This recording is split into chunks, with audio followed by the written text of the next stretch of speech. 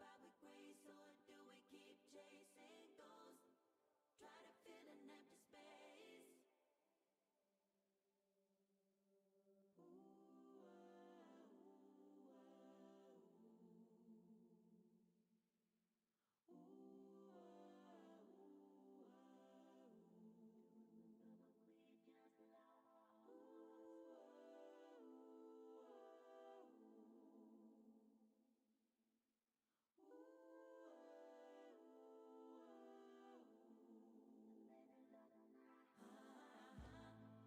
Is it over now?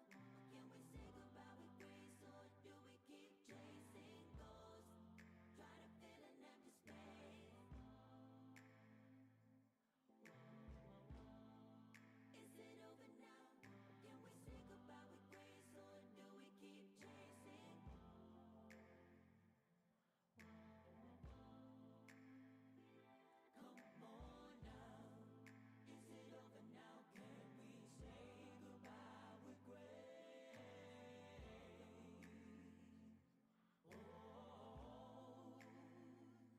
Oh, come on now.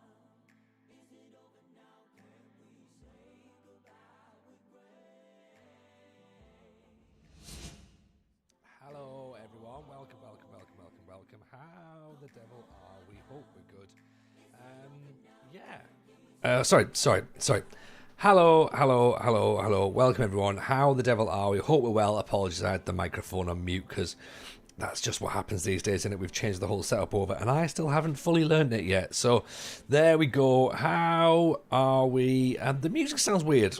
The music's a bit weird. I went for a poppy vibe, and it's not poppy at all. So we might change that as the stream goes along. But yeah, apologies for Wednesday, by the way. Wednesday was a bit odd, wasn't it? Old OBS throwing a bit of a wobbly and deciding that it didn't want to play nicely. So I was like, all right, fair enough. Let's not stream apparently. And that was a shame because I was kind of in the mood to stream, but the internet decided it didn't want me. The man and or woman and or didn't want me to stream. So fair enough. So it didn't happen. So that's where we are.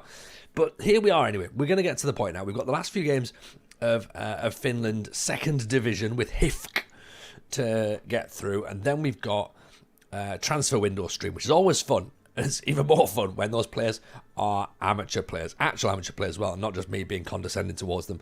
So we should say hello to a lot of people. So George's in, Alexander's in, Ruscio's here, the Arsenal's here, Keeney's in, Kirshen in from Finland. So hey, Kirshen, nice to see you. Andy Lee Reynolds. We've got Tom Mayhew in as well, fantastic comedian over on YouTube. So hello, Tom, pleasure to see you, my friend. Ian's here, Woodger's here, True Mau's in as well. Let's have some fun, shall we? Let's have some fun. We've got a few games left to play, 2 games left of the season. Then we've got the relegation zone to play. Hopefully we're not going to get relegated. Mathematically we shouldn't, but hey, it's FM and it's me. Anything could happen. Let's go to Finland and find out.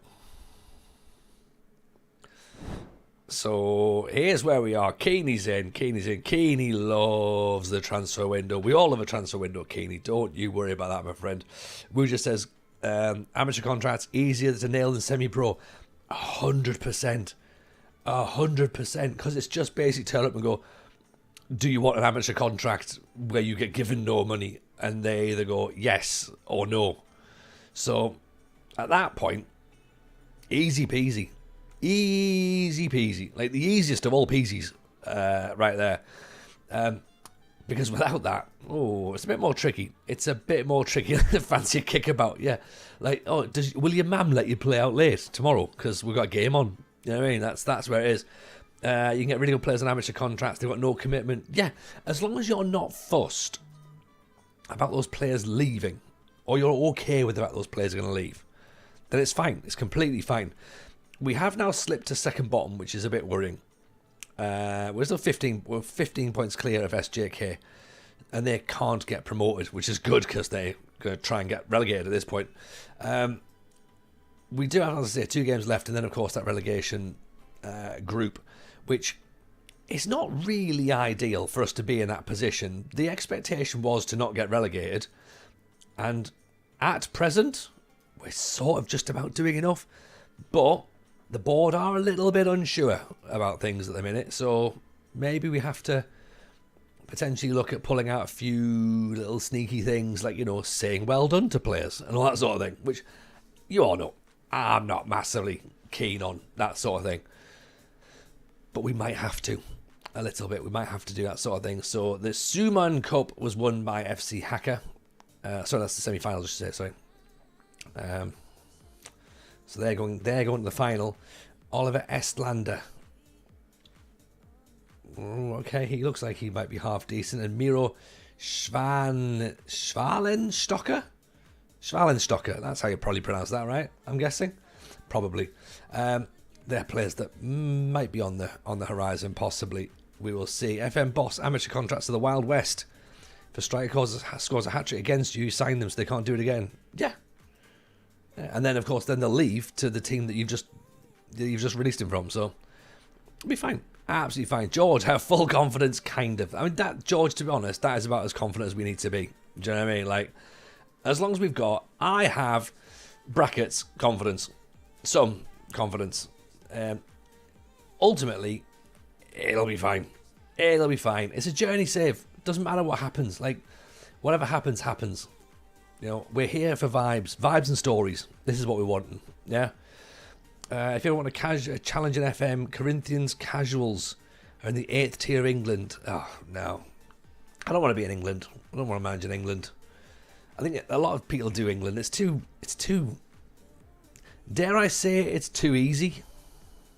Because everyone knows you can just get out of England. Like, I feel as though I've got to go back to Blythe Spartans. If I'm going to do England, it's going to be Blythe Spartans again. Like, I feel as though I have to go there because I'm not sure if you've seen today they're putting out a statement to say like there's now like a GoFundMe because the team's pretty much knackered in terms of like finances, so they're trying to basically see out the rest of the season. So I sort of feel like if I'm going to do anything in England, it would be with Spartans. So maybe I have to potentially look at rekindling that save, even just for a little bit of YouTubeness, just for it being now. I don't know. Like, maybe we'll see. But yeah, $7,000 in 10 days is 2 days is great. There's 20. They want 25 grand to try and see them out at the end of the season. Which, if they can do that, then that'll be fantastic. But yeah, let's see what happens. Let's see what happens. I remember a post about someone who got them to the Premier League with full amateurs, got relegated with an absurd negative goal difference. Surely you can't get to the Premier League with amateur contracts. You can't, because once you turn to the Football League, you have to become professional.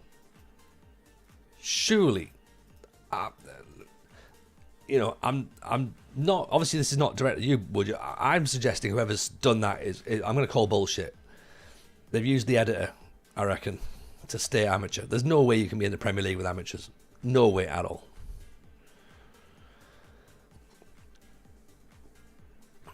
You've got Spartans in the Conference League, in the Europa Conference League. Yes, George, there you go. That's the spirit. That's the spirit. Tom Mayhew tried to manage Queen's Park when they were amateur in a semi-pro league. That was tricky to say the least. Yeah, it's tough, right? It's tough. So we're playing JJK.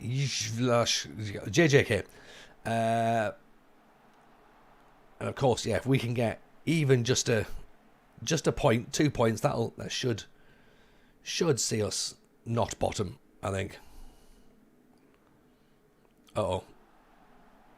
Oof. Now Queen's Park are beating Rangers. They're getting close to the Premiership. Well, one day Rangers might get into the... Oh, they're on the Premier League, aren't they? They've done well. They've done well to go from where they were. It's 24 years. It's taken a bit of a time. It takes a while. It takes a while to get Spartans up there, but this is my point, though. It's doable, isn't it? Blythe Spartans, one of the best badges in the English pyramid. I swear Blythe had an OP striker called Dan Maguire. Dan was brilliant. Dan Maguire was class, yeah. He was great. They had Robbie Dale as well, who was an absolute enigma. Oh, what a goal that is. Ulmanen. Wiggly Grub in with the follow. Appreciate it, Wiggly. So they had Robbie Dale, who was a striker. 6'7" he was. And he's the club's record goal scorer, and I think the record appearance holder as well. and he worked behind the bar. Served a mean pint of Guinness, did that boy. And I remember seeing him once. Scored a hat-trick. Goalkeeper got injured, so he went in goal and saved a penalty. All in the same match. Absolute legend. Incredible player. Merthyr Town, the only badge you think that comes close. I can't think of the Merthyr Town badge off the top of my head. I'll Google it and have a little look. But is it like another Spartan's head one? They're coming forward. Ooh, got close. Tunbridge Angels' new badge is pretty good. Merthyr Town. Let's have a look at Merthyr Town's badge. Oh, that's quite nice, actually. That is quite nice. It looks a little bit like a new hairdresser's logo. It's been done on Canva. It's good, though. Oh, off the underside of the bar and away.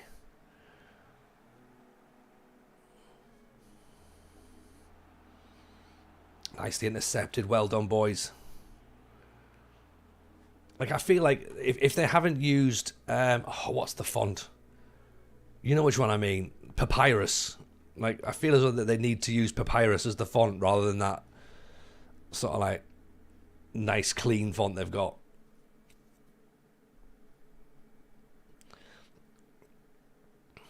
What's the other one? Tunbridge Angels was the other one, was it?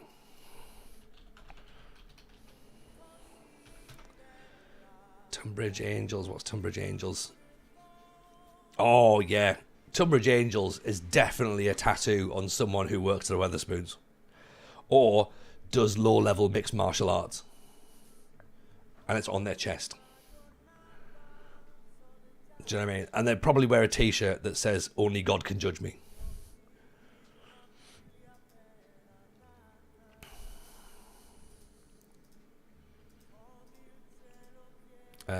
And then they put posts with them and their partner on the internet, and they go, 8 years with this one. And their profile picture is either a Union Jack or them doing this.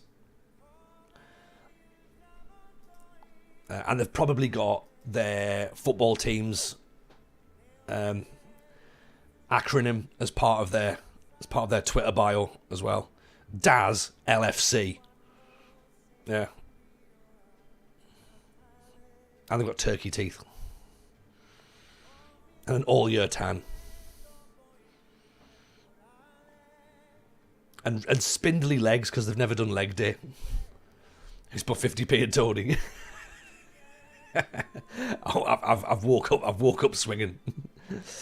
I don't know why. I've got myself excited, haven't I? Judgmental Jameson. Yeah. I feel as though I'm too nice. Maybe it's time I should start to go back at people.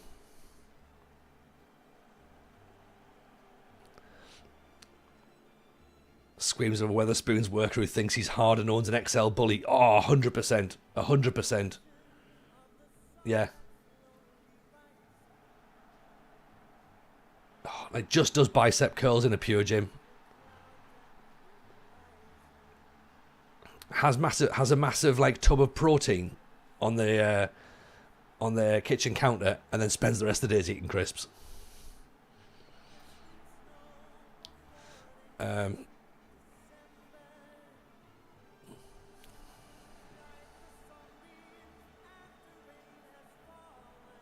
I mean, what on earth am I listening to here? This is utter shite, isn't it? Let's see, what can we do to change things up? Because I think we need to get some fresh legs on, I reckon. Ulmanen's tiring.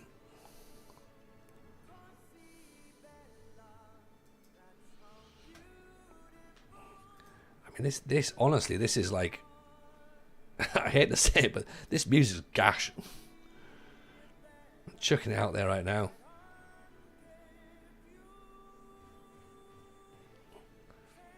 Once this is finished, we're going to drop on some 90s beats, I reckon. Actually, let's try and go a bit more up to date. Let's go 2000s. See what 2000s has to say.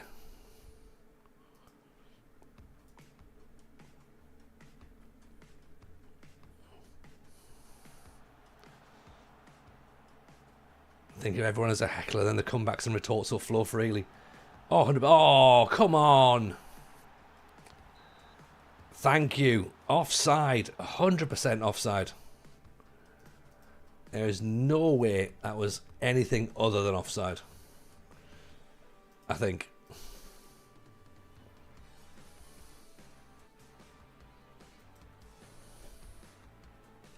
There's music after 1999. Not good music, Keeney.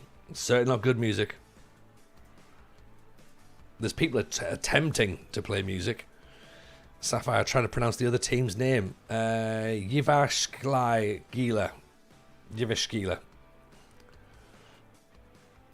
That sounds close enough. You said attempt, you didn't say get it right. So, I think that's reasonable. There was music before you were born, 2003. Oh, right. Okay, what you've done there, FM Boss, is you've done one of my current pet hates. Is, and this is probably Fabrizio Romano's fault, as most things in the world are Fabrizio Romano's fault, is whenever a player now is being tweeted about in public, and they say Jimmy Waffle Iron, brackets 2008, close brackets, I don't give a fuck when he was born. Tell me how old he is, I'll do the maths. And also, I don't really care. Like, why do we need to know when a player was born? You don't put, Tony Jameson, 1980. Like, nobody needs to know that. No one's bothered. Nobody cares. Romano's a wanker. Agreed. Tiquinho's in, though. We've signed a Brazilian player who used to play for HIFK previously. I apologise. It's fine, boss. It's more of a me thing, I think. Like, and maybe this is how young people talk to each other. I don't know. Like, but yeah, as someone who's going to turn 45 over the weekend, I don't refer to myself as Tony Jameson 1980. Maybe I should.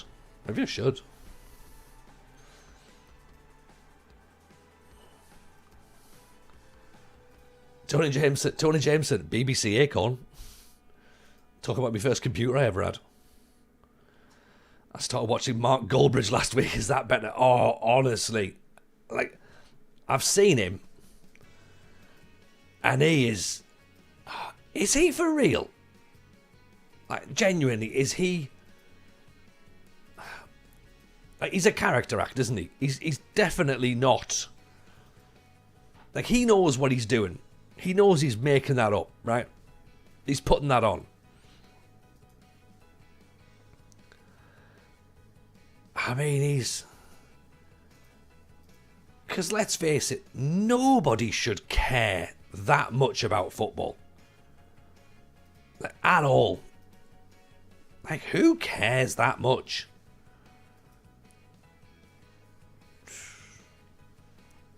Angry Ginge. I don't know him. I know the name, but I don't know his stuff. I'm guessing if Angry's in the name, then maybe again, just, don't be angry.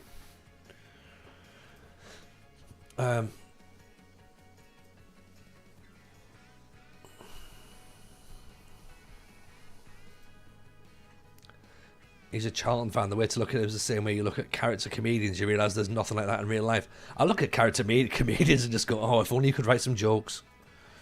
Stand-up didn't work for you, but hey, do a silly voice and a funny walk, and all of a sudden, you're getting booked. Same as musical comedians. Oh my God, they're the worst. They are the absolute worst. Like, if you're not funny, just get a guitar and just change a few lines of songs. It's the easy. It's like that and impressions, the lowest form of comedic wit.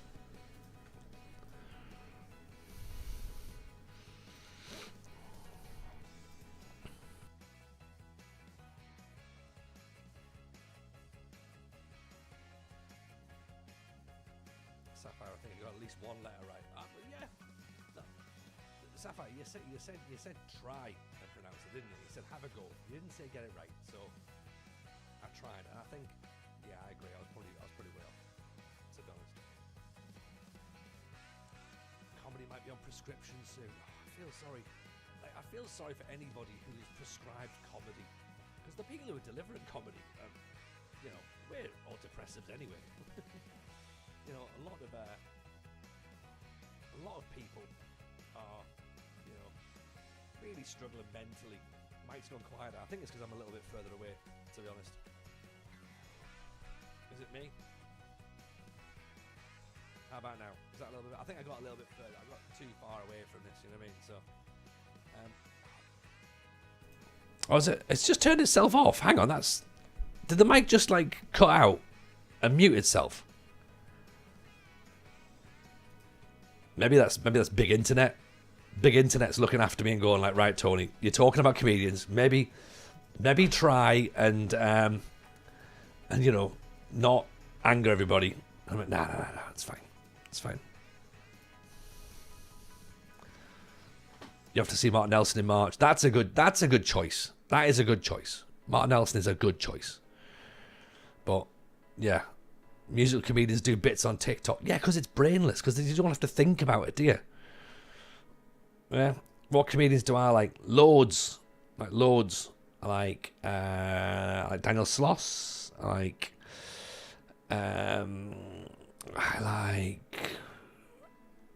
who else do I like? I like Rod Gilbert. I like Ken Bridges. I like Dave Gorman. I like loads of it. Dan Nightingale's class, Adam Rowe's class, Ron Mulholland's mint. I've just reposted here. He's gone on tour this year. I think Finn Taylor's very good. I mean, he's technically a comedian, character act, but he's very, very funny as well. Brendan Reese is brilliant. Elliot Steele's cool. Joseph Ostacu's fantastic. Amy Gledhill's brilliant. Fern Brady's awesome. Who else do I like? I like Ashley Story. I like Christopher McArthur Boy. I like Susie McCabe. There's a lot of good comedians. A lot of good comedians who have never touched a guitar in their life on stage. But hey, at the end of the day, you know, you just you have to do whatever you have to do to get booked and to get yourself an income. You know what I mean? Like, that's the thing. Who am I to say what's right and wrong? I can have an opinion on it, but who am I to say what's right and wrong?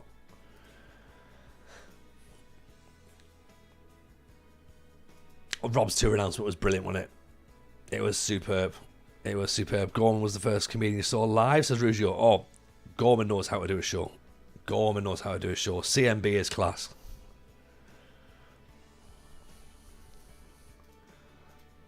I remember seeing CMB when he first started. Him and Roshko as well. Like, I think we've spoken about this before, Keen, haven't we? Like, I know a lot of the Scottish lot, because obviously I'm when I started, I was in Newcastle, and we used to gig up in Scotland lots. So yeah, I'm good mates with a lot of the Scottish crowd.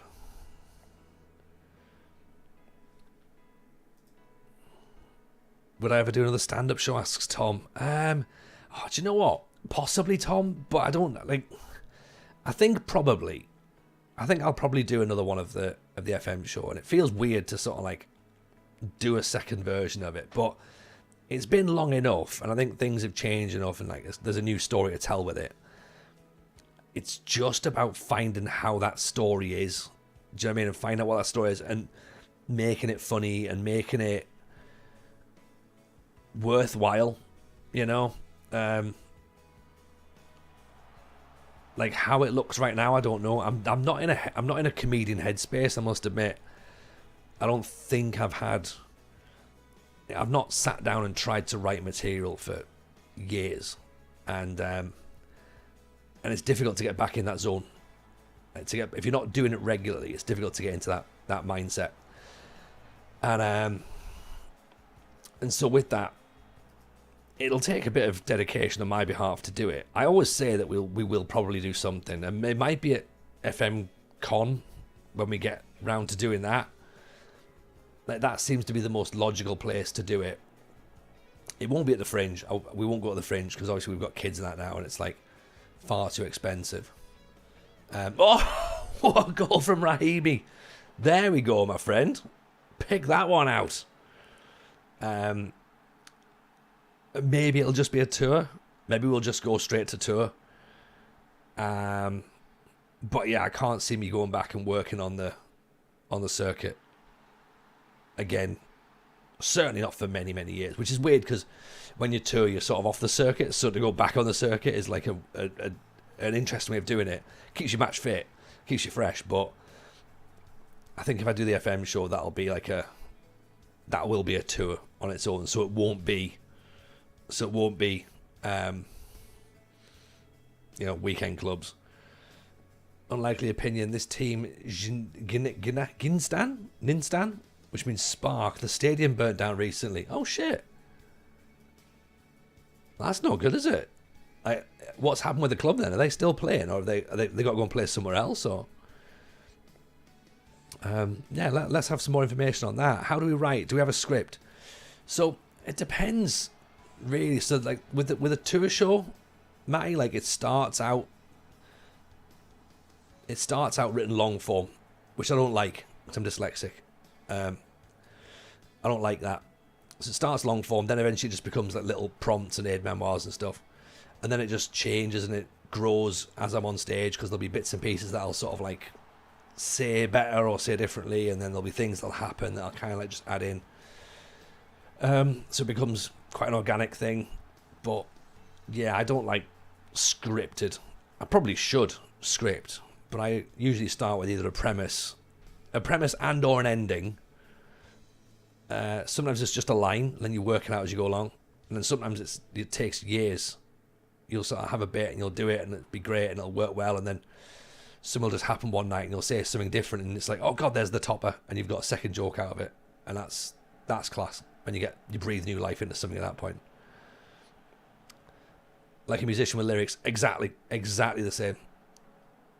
Yeah, like, it's that you can't explain where that inspiration comes from. Palace makes it too. It just sort of appears, and when it doesn't appear, you can't sit and force it. Like, I can't. Some people can. Some people can say, I'm going to write 10 minutes of 10 pages of stand-up here today. Those 10 pages won't be brilliant. Like, at all. They won't be brilliant. But they'll do it because that's how they've trained and conditioned themselves to do that. But because of my sort of like dyslexic brain and because of ADHD, like, I'm also a perfectionist, so I won't write anything unless it's perfect. So the amount of stuff I write is probably minimal, but my hit rate is higher. So I'll store it and I'll use it when it's ready to go, and then I'll be like, right, bang, that's it. But yeah, I can't just sit and do a load of stuff. I hate new material gigs. I should like them more, but I hate them because I don't want to. Because I hate going on there, and the audience not knowing that I'm any good. They're looking at me going, "Well, this guy's dreadful," and I'm like, "Yeah, but I'm only dreadful because this is brand new," and they all know it's brand new, but I still feel like I have to go on and be like, "I'm actually quite decent," which again is not. It's not great to have to do that. Some comics write material based on life experiences. That's 100% me, 100%, which is great if you're doing stuff. If you're not doing stuff, it becomes really difficult.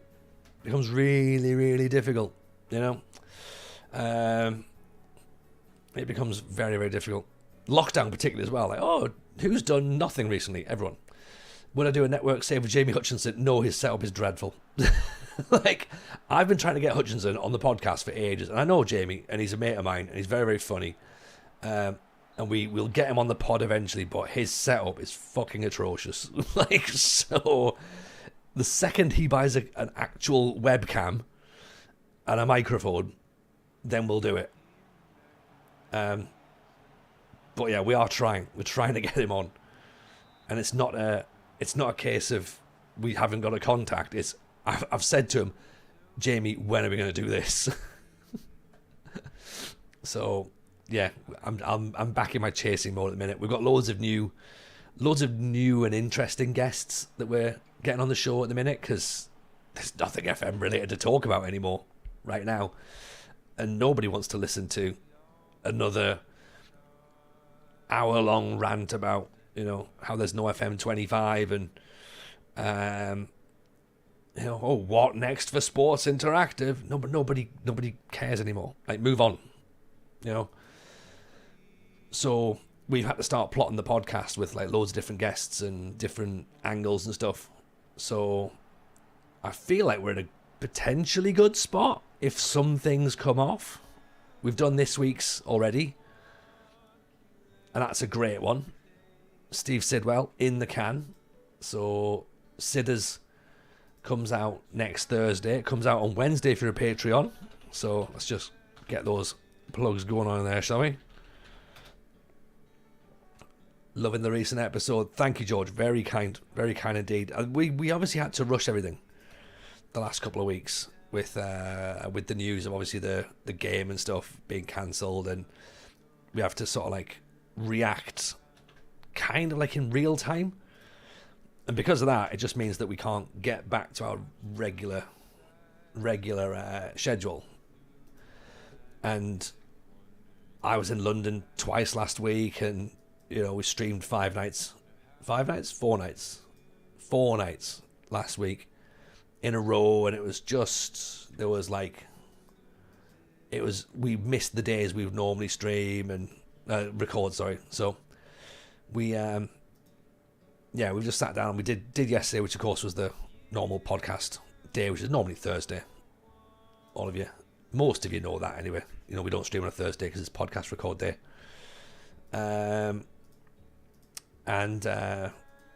So we had Sidders in, and really good record. I think you're going to enjoy it. Patreon stuff is with myself and Sai and Aaron again.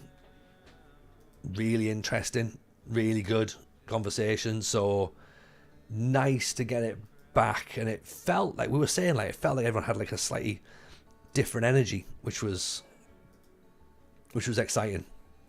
So yeah, if you've not listened to the podcast, I think now's a good time to have a little nosy on it, see what it sounds like, see if it's your vibe. If it is, great, come and give us a follow. If it's not a problem, but give it a try. Why would you not?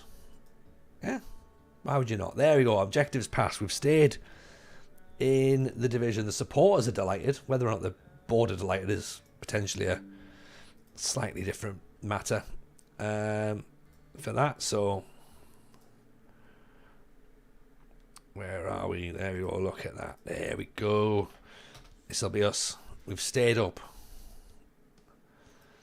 Are people happier? C+. That's fine. Okay. We've won a couple of games now. 1, 2, 3 league games. Drawn 2. Lost 1, 2, 3, 4, 5, 6. Fine. Not a problem. We've got Yapsh, Karpar, Salpar, Salo, KPV, and SJK in the relegation group. So, what's that? 5 matches. And then after that, it's get the notepads out. I mean, the transfer window opens up soon, so it actually opens up during the... Sorry, no, it doesn't. I've just read that wrong. That's the restricted transfer window closes soon, so we can still bring free transfers in to help us in this relegation window. I should say as well, there's a lot of players that are leaving the club.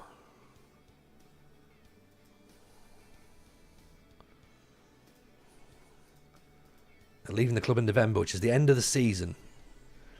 So we're losing quite a lot of the players. So it's going to be almost a full squad rebuild, bar a couple of newer players we've just brought through. So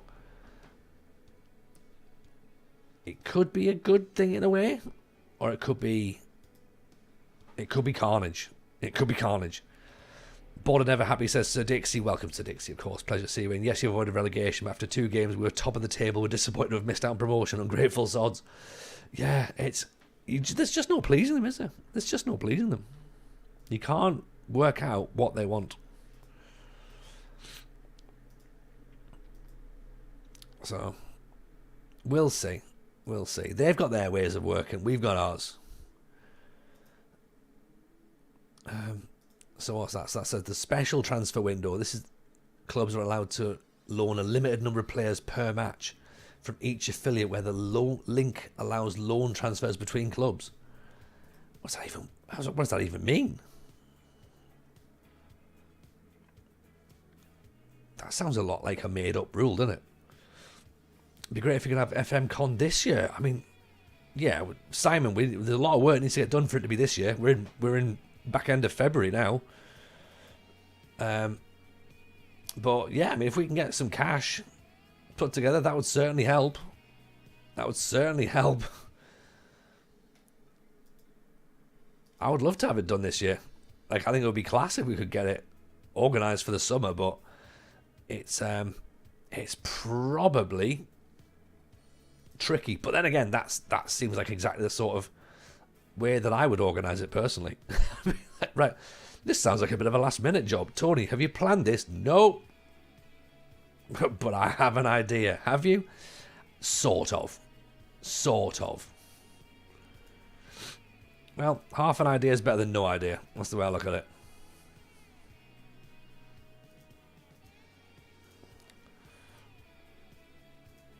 I have to tap a few people on the shoulder and be like, right, do you know anyone that would like to sponsor a convention? Does anybody know any eccentric millionaires at all?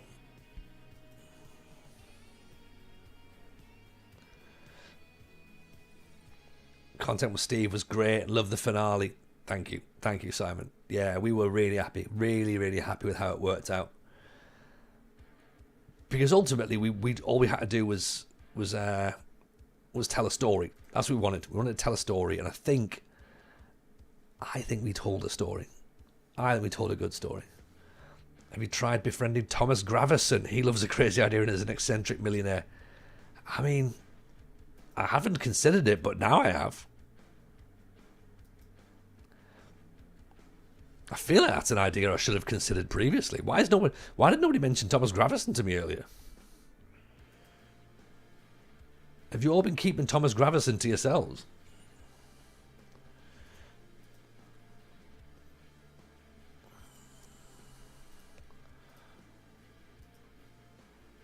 Thomas Gravison on the pod when? Oh, well, whenever, clearly. Like, unless he tries to get me into some sort of crypto thing. That's another thing as well. Sorry, boss, I feel like as a young person, you're copying a lot of this.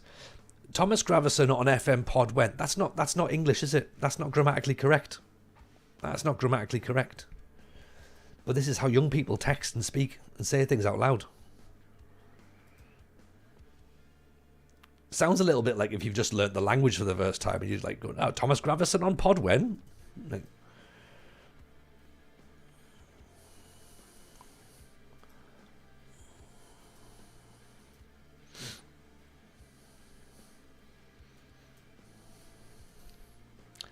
maybe MGP sponsor it if we explain it well enough. I think what we need to do is we need to explain it badly so he doesn't fully understand what he's agreeing to. We just go, how about this? And then he goes, that sounds cool. And then we're like, don't tell him what it actually means. I think Morten Gams Pedersen would come. I reckon he'd come to it. Genuinely, I think he is what they say. He is what the internet calls prime Barclays, and that's a phrase I've heard. And we're not talking about banking here. We're talking about players that once played football. Is that what prime Barclays means? I think it is, isn't it? I'll talk properly from now on. Appreciate that. Come on, boss. We've got standards around here. Do you know what I mean? Like, I don't want us to be one of those uncouth channels where standards slip. Proper 4-4-2 football, exactly unlikely opinion. We have 4-4-2. We do not have slang and ill-formed vernacular around here. So, and it's Route 1 as well. Midfielders shouldn't be touching the ball. If the midfielders touch the ball, there's been a problem. There's been a problem. Yeah. What feedback have I got from Jamesons, if any? Thanks to the bottle of JMOs, I've got a few days before the final episode. No, appreciate that, Simon. No. You're very kind. You're very welcome. Feedback we've got. Feedback seems positive so far. To be honest, it seems positive. They seem to have enjoyed it. Sids has enjoyed it. What happens next? We don't know. We've obviously got to wait and find out what the plans are. They've got to go and crunch the numbers and see, return of investment, what the plan is. Has it fulfilled the brief? Who knows at this point? It's all in the lap of the gods right now, and if it was a one-off thing, then okay, that's fine. It was class. If it's to be more than a one-off thing, then that's awesome. But yeah, we've just got to wait and see where we go and what happens, and fingers crossed it's not a one-off, Prime Barclays is mid-2000s players who played outside of the traditional top 6 and occult heroes. Yeah. Like Yakubu and Nico Cranchar at Portsmouth. Or who else would it be? I mean, Jameson sponsor FM Con. I mean, Keeney's kind of getting where my head's going, right? Kind of going, There's been some thoughts. I've got a couple of conversations to have over the next couple of weeks. So we'll see if I can sort of drop these things into general chit chat to be like, I hope it is well, I hope it is good. Like, a football manager convention. Yeah, we're going to do this, yeah. A15, very impressed. My prize got to the mythical place. Oh, honestly, A15, that was tricky. We had to post it through a wardrobe and hope for the best, but glad it got there.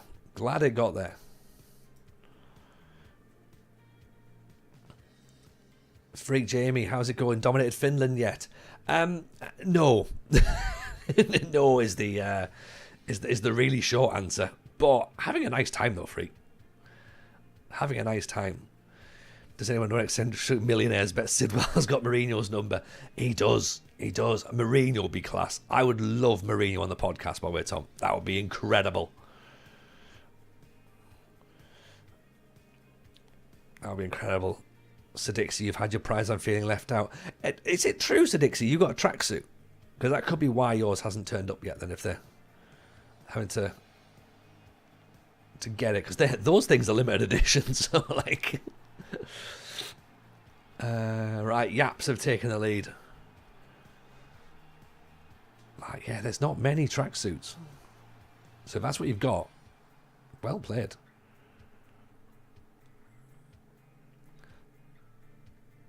Zeep is a legend, yeah. To be fair, all the mods are legendary, Not my prize yet. Well, look, I'm not in charge of prizes. All I was in charge of was entertainment. Okay, so you won. They'll be there when they get there. Yeah, they'll be on their way. They will be on their way. Apparently, I got told off for handing out too many prizes at one point. So.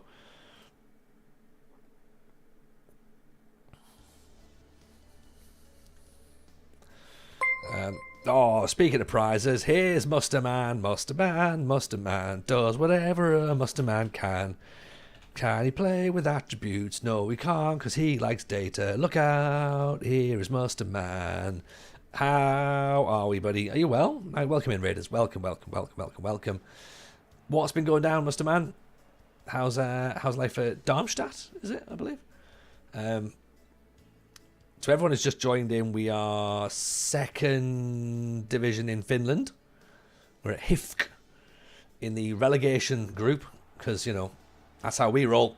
Goal! Not offside either. That's good. We're in the relegation group thing. We shouldn't finish bottom because mathematically it's probably quite tricky now. Matt Blade, 19 months, my friend. Thank you, Matt. Awesome. Genuinely appreciate that, buddy. So we're just vibing till the end of the season, essentially. We've got loads of players on amateur contracts, so we're probably going to lose everybody. And we are doing our best. That's all we can do. Jonsha, Finland mentioned. Finland, more than mentioned. Finland happening. I've managed in Finland before, and I enjoyed it. So we're here again, and I'm hoping to continue enjoying it. Doing good. Bayern equalised with a questionable penalty in the last minute of the game. Still a draw, so you're happy. Bloody Bayern, isn't it? You know, it's always them. In Orby, Boris Fortuna is the best player of all time. Now, is that one of Musterman's players? Hand inside. There's a penalty. We've got Palash. That's the name I remember. We've got Palash, but he's leaving in November, sadly. Ulmanen steps up, top corner.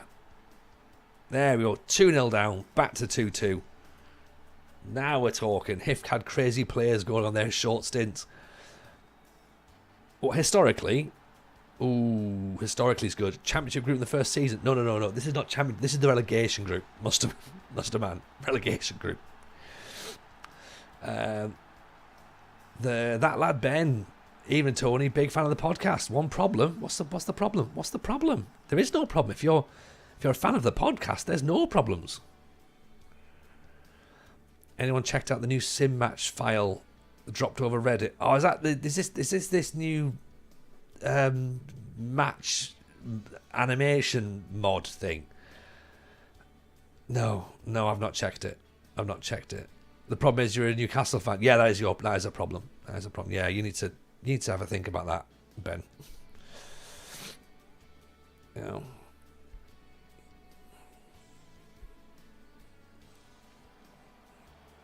I don't really know what we can do about you now, but potentially your soul could be saved, but there's loads of other options for you. Spartans, Shields, Gateshead, Berwick Rangers, Newcastle Benwell, Newcastle Blue Star would work, but Hebben, Jarrah, Washington, you're from Blythe, you should be a Spartans fan then, don't be pissing about with Newcastle, come on. Yeah, Spartans need you right now. Spartans need everybody right now. They need to try and raise 25 grand to stay in existence. Get in! Ulmanen gets his hat-trick. 2-0 down, 3-2 up. Here we go. Right. Finland's happening. TJ Ball is starting to take shape in Finland. I've not seen Blaz Twitter. Oh, yeah, literally just what we're just talking about there. Zanko. He was Zanko. Clicked you guys talking about me and one of my podcasts, listening to them, really enjoy playing FM. Were we? Or what was that? When was that? I can't remember. You're very welcome if we have. But I've not been... Oh, that's a good finish. That is a good finish. Oh, 9 months ago? Sanko, I can't remember 9 months ago. We should have had a long thing then. Loads of things have happened, but you're very, very welcome. You're very welcome. JM Thoughts is in the house as well, by the way. Welcome, JM. Pleasure to see you. Let's try and make a sub, I reckon, because we've got players here who are not having a nice time. Rahimi's normally very good. But he's not playing well now, so put Tiquinho in. Actually, no. You know what? Let Tiquinho go up top. I like a pressing forward. And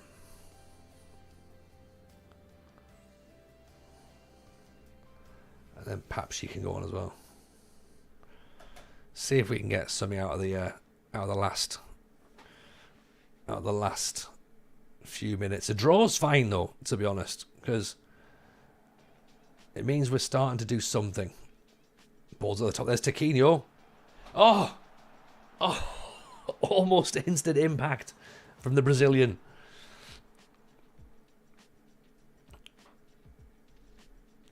Be lucky if TJ remembers the last 9 minutes. See, Dan knows. Dan's on the money with that. HIFK is one of the 100 screaming IFK clubs, most of which are in... Oh, it's one of the... Why have I said screaming? HIFK is one of the 100-something IFK clubs, most of which are in Sweden and a few in Finland. It was formed by a 16-year-old in 1895. Yeah, so from what I understand, this is part of the Swedish contingent of Finland. Is that right? And they're fan-owned. Now that works for TJ's Morally Good Adventure. They're not owned by dirty sports washing state monsters, you know, or anything like that. Horrible billionaires. These are owned by the fans. TJ, if you're in Finland, could have a look up a favourite Finnish team for a minute. Go on, James, just because it's you. Because it's you, I will do. Is it Honka? The club is Chicken Wings. We played Chicken Wings. We played them and we beat them 7-1 in a friendly. There's not a lot going on there, though, but 2007 they were founded. Yeah, we beat them 7-1. We needed morale. We had to get somebody in. The fact we conceded a goal was a concern. but yeah, Marion Iron, by the way, is on the Åland Islands, which is ethnically Swedish. Oh, okay. Can I show JJK's lineup? What's JJK? I think we've literally just played them. We drew 1-1 with them. Yeah, so that's what they've got. Does that seem about right for you, Jonza? Saw my face a year ago. Everyone listened to your voice thought you looked like Paul Breach. I don't know who Paul Breach is. Who's Paul Breach? Let me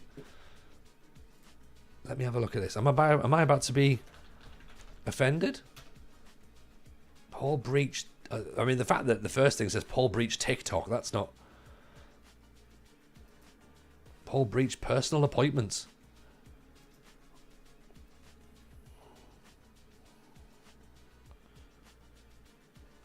Hang on.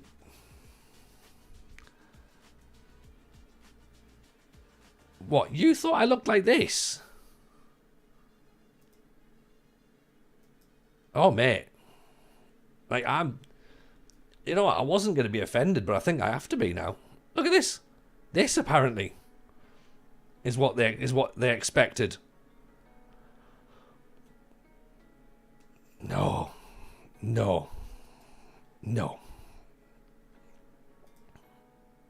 I don't even know who he is, but he appears to be fairly successful. But I don't know. And I would say, look, I know I'm an average-looking man with a half-decent haircut, right? Presumably, he's done a viral video. The fact that it says TikTok, first of all, you know. But you know what? No beef to the lad. Let him do whatever he needs to do. But yeah, I don't look like that. That's what I thought you looked like. And since I knew you from Sunderland, I was expecting worse. I mean, that doesn't even make any sense. I've seen some absolute horror shows from Newcastle. Like, literally, people who chew their own face off. You know, here's one. Did you see the fella on Instagram last week? The lad who was dripping. He was using his kebab as a microphone. You know this new trend of like stopping people in the street and vox popping, because that apparently is content now. And you just talk to drunk people and you get them to say stuff, right? Well, where is it? Where's the one? What's he called? Can I find it? Newcastle drunk. I mean, this is easy, isn't it? Kebab spilling. I mean, he's technically from concert, but still, right? But he might as well be one of your lot. But he was literally dripping his kebab. He was using his kebab as a microphone, right? And they were talking. Whoever was the lass who was interviewing was like, oh, when did you meet your partner? And he said, oh, we met during lockdown. And she was like, all right, how did you do that? Was it like online? He's like, nah, I was just, just breaking the COVID rules and that. Like, You know, she's like, what do you mean? Oh, we did it like old school, you know, like just chucking rocks at each other's windows from the gardens. I'm like, really? Like, that is Newcastle right there, okay? Sunderland, like, we know what we are, but we're not going to pretend we're anything better than we are. But Newcastle, have you believe, it's some sort of cultural haven. And, no. No. But, yeah. He's a bell end breaking lockdown. Yeah. 100%. But also just a classic divvy as well. I think he just calls something like Stonner or like something, I don't know. But yeah, I was just looking at the absolute state of the fella. I was like, oh, no, not at all. But he's just covered in like garlic sauce from his kebab as well. Just like, one of life's absolute winners. I mean, what he's won, I don't know. Been working in Penshire past week, was better than I thought. Yeah. Again, I think if you expect the worst, then you can only ever be not disappointed, possibly. I mean, don't get me wrong, I've moved away from the Northeast years ago.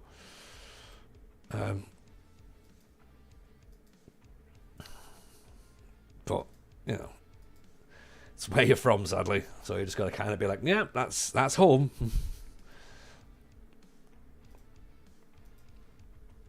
Yeah, I'm from a place called Washington. Famous export, Jordan Pickford. There you go. That's the equivalent of what we've got. And Pickford isn't even the most lunatic person from Washington either. He's actually seen as quite normal.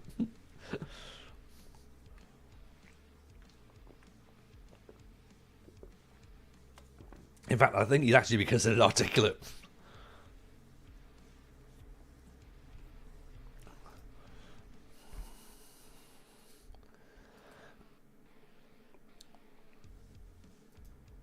I think Jimmy Five Bellies wins it for Big Newcastle's biggest state. I mean, you've already mentioned the word Paul Gascoigne in that sentence, so there's...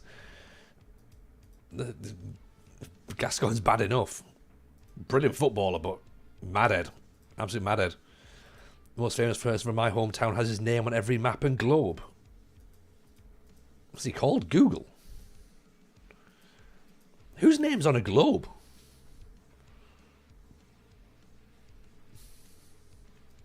Is he Kenny? Is he called Kenny Atlas? Pickle must be like one of the royal family in Washington. Yeah, pretty much.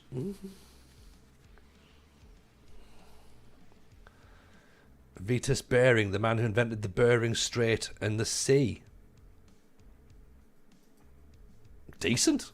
I mean, where I'm from, George Washington. So, just going to put that out there, you know. Former American president. George Washington, not bad. Jordan Pickford. Me. Brian Ferry from Roxy Music.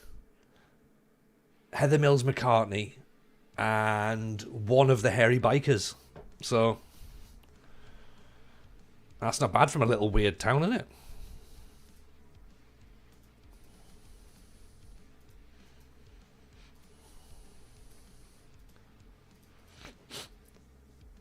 Former Danish captain Simon Scher. I think that's decent enough, yeah. I mean, to be fair, the Globe thing was pretty good as well. Like, well done. That was awesome. It does definitely help when you've heard of who these people are in it as well. The Mount Rushmore of Washington is an eclectic bunch. 100%. Wasn't Washington, England founded before Washington, America? Yeah, 100%. So there's loads of things. So there's a Philadelphia close by where we stay as well. Like, it is where I'm originally from. And there's like... So the part of Washington, again, without giving too much away... The part of Washington I'm from is called Albany, and of course there's an Albany in New York. But yeah, most of it's like British names moved over to America. Isn't Philadelphia named after a place in the Middle East? No, it's near Hetton. Or it's named after the spready cheese. One of the two.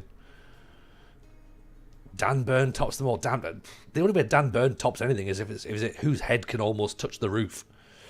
But, you know.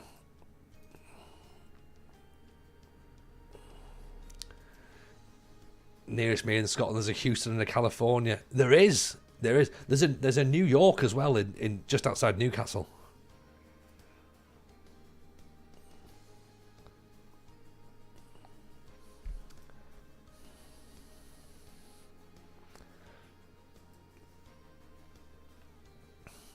So welcome in everyone to name the most famous person from your town.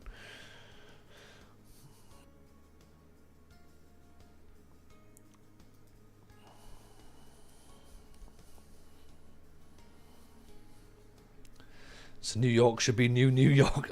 Oh yeah. Or the newest York. Maybe he's... Actually, you can't call it that because then there'll be someone that's newer again. Well, it used to be called New Amsterdam, wasn't it? So they're just constantly looking for like other places and then go, just give it a new... Just call it new.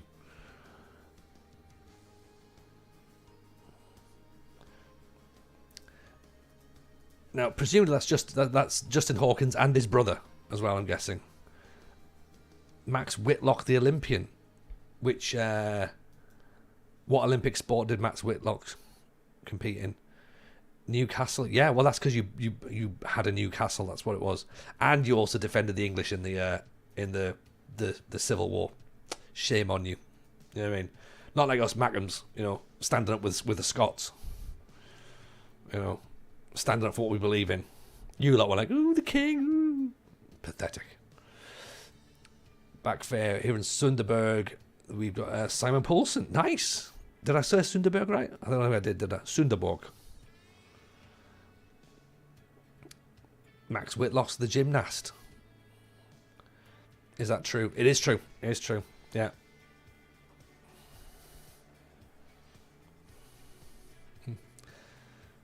Tom Cleverley went to your kid's school. I mean, hopefully as a student and not just just loitering. Just like, oh, I am Tom Cleverley. Hello.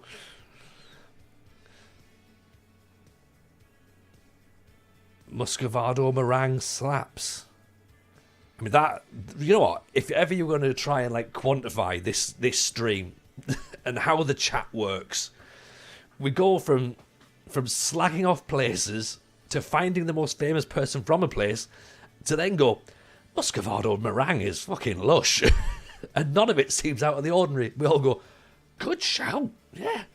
Muscovado meringue. I think I'm all right. You know what I mean? I'll go with that.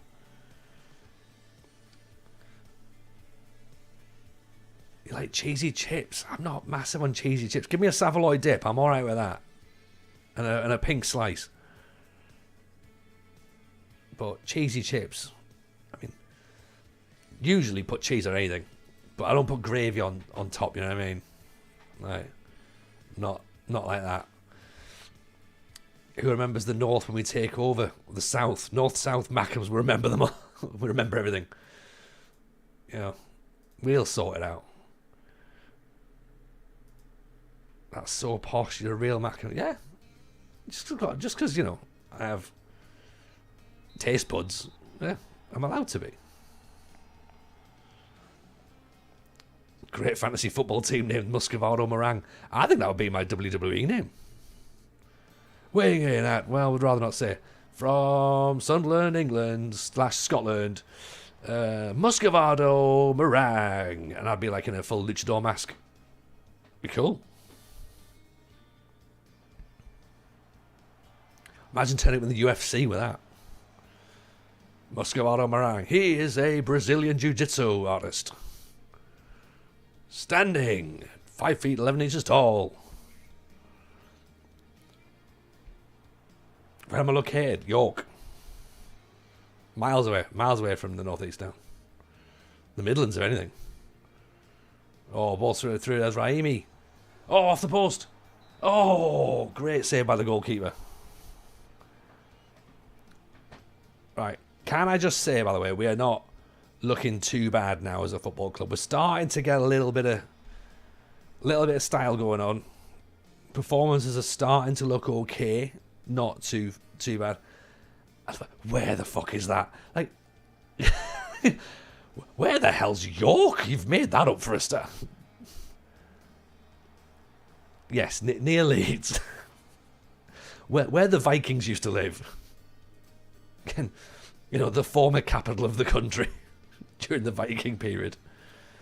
It's literally an hour and a half down the road from the northeast.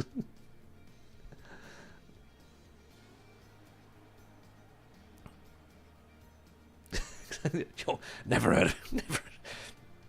Old York. I've heard of a New York.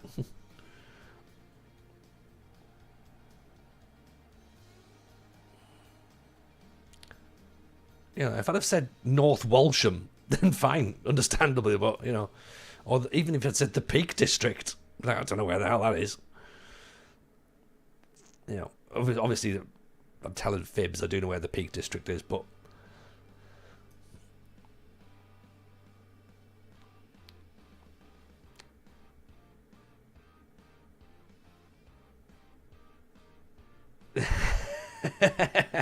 Sir Dixie's getting angrier. Look, my reason, Sir Dixie, right, is my thinking is here, and we've debated this a lot on the channel.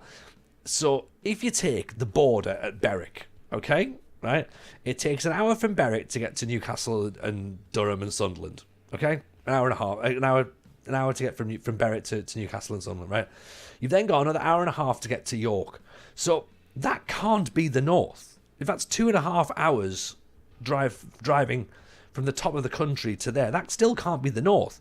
And if you're then going to drive another hour and a half to get to Manchester and Liverpool, that is definitely not the north. And then if you're going another 40 minutes into Nottingham, well, you've driven past Nottingham, you're in the Midlands anyway. So people should just accept that that's where the Midlands is. You know, Manchester, Liverpool, it's the Midlands. And York is kind of on the cusp of that. Like, you know, if you split the country that way, it's really only about 6 hours to get from Berwick to Portsmouth, so split it into 3-hour gaps. York's pretty much on the precipice of the Midlands, I'm afraid. You know? So, if you're going to split it into 3 even chunks of 3 hours, York's...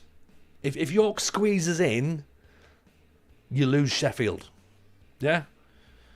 But you need to have that Midlands 3 hours. That's the problem. That's got to be there. And the thing is, nobody wants to be the Midlands 3 hours. That's the no one lays claim to that bit, which is weird because there's some good places in there, you know. Lose Sheffield like it's a bad thing. I mean, look, there's probably a reason why I'm not running for, you know. This is I know right now this sounds a little bit Trumpish, doesn't it? Do you know what I mean? I can drive 2 hours and still be in Lincolnshire. Yeah, Lincolnshire's weird though. Like, Lincolnshire's too big, if anything. South Yorkshire feels very Midlandsy. Yeah. Like, if you're South Yorkshire / Derbyshire, like, pick it. What are you?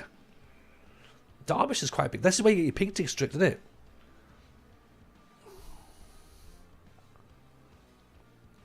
But yeah, we've done this before, and trying to convince people that they're not from where they think they are, just causes anger. Great save. How long to get from Portsmouth? Nobody cares. No one's bothered about Portsmouth, really. Do you know what I mean? Portsmouth to St Ives. See, I'm not bothered about going west and east. I'm just literally doing it like up and down the middle. That's the easiest way of doing it. If you're going like longitudinally, is it? You know, the country isn't a perfect square, because that would throw the algorithm off. So you have to just do top to bottom. What is what? It's like a human, right? If you go top third, head, right? You can't go, oh, clavicle, like, oh, that's north. It's not. It's part of the torso. I'd make a bad Pet Shop Boy. That is a cracking reference, Matty. Well played. Well played. Up and down the middle cuts off a whole load of south. Good. Good. Get rid of it. Sheffield is the clavicle. The larynx. Takes 5 hours to drive from Newcastle to London. Yeah, exactly, yeah. So you can't be having York in the north at that point. If it's only 5 hours, it's got to be the Midlands. It has to be. Top third head. How big's your head? You've seen my head. You've seen it. It's huge. How long by train? Like 2 hours? From York to London, there's a 2-hour train. It took me 2 hours last week to get from York to London. And from Newcastle, it's 3. It's not very big. The UK is like tiny as well. That's the problem. We're arguing over a tiny little bit of land as to who who is the North and who is the South, as if anybody really cares in the grand scheme of things, because ultimately the country is about this big, you know.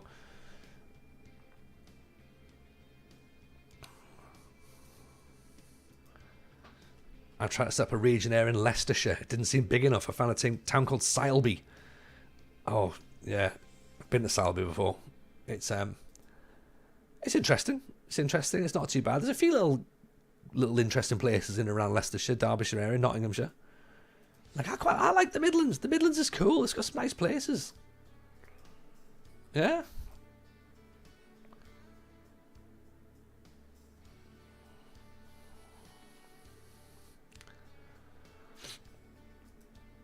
This is rapidly turning into Map Men. I knew the word interesting was going to appear. Yeah. Did I say it like that? Did I say, interesting? I like this as well. You're the only FM streamer that speaks about anything but Football Manager. I mean, yeah, I'm not talking about Football Manager all the time. Like, if we talk about Football Manager or real football, it's by accident. Because, like, there's nothing new to say, is there really, about any of it. So let's just talk about some other stuff. Yeah. What sets you apart from other streamers? That's how I need to think about myself. You know, what are you going to get from here that you're going to get from anywhere else? And I'll tell you what you're going to get from here and not anywhere else. Whoa, a whole load of madness. A whole load of madness. Would you ever co-stream after your recent experience? It worked out well and was eye-opening. Oh yeah, 100%. 100% I would. Who it's with, I don't know. But as far as I'm concerned, that offer is open. If anybody wants to co-stream that I think would work well together with the right save, then yes, 100% I'd be doing that. Because yeah, I think Twitch has got some potential with that. Really. We want Sid back. I know. I do as well. I want season 2. And you know, and if you listen to the podcast next week, I think he wants season 2 as well. So, but he also wants to still have his life, and I think that's ultimately what's going to come down to. Whether he commits to this or whether he commits to going and being an actual Football Manager or, you know, TV pundit, podcaster, human being, fully functional member of society, you know. If that's what he wants to do, then fine, you know, it's his decision, whatever. But I think he's one of us now. I think he's one of us. If you take it from John O'Groats, the Yorkshire Dales is the Midlands, so TJ is right. See? There you go. There we go. What do you mean, have a life? I mean, it's weird, Veggie. Some people try it. Can't say it's something I would condone personally, but we should do a network save with Sid and the others. Again, myself and Aaron and Sai, we've been talking about a network save, and it's just, it's the commitment level. It's the commitment of getting it done. And Aaron's obviously just got a third child recently, and the child sleeps in the room that Aaron uses as his office. So it would just be a bit tricky trying to get something done where he might not be able to stream if the child's not very well, or if the child's sort of like, you know, there's a bit of an issue going on. So, Otto Jan, 42-year-old midfielder in our... Oh, why are you even here? I don't think we need you, mate. Otto Jan, are you another Impact sub? What impact is he making? He's out for 8 weeks. I mean, Otto, like, great to have you in here, mate, but you got to go. You got to go, right? I mean, he's in the reserve team as well, so is he staff? No, it doesn't look like it. It just looks like he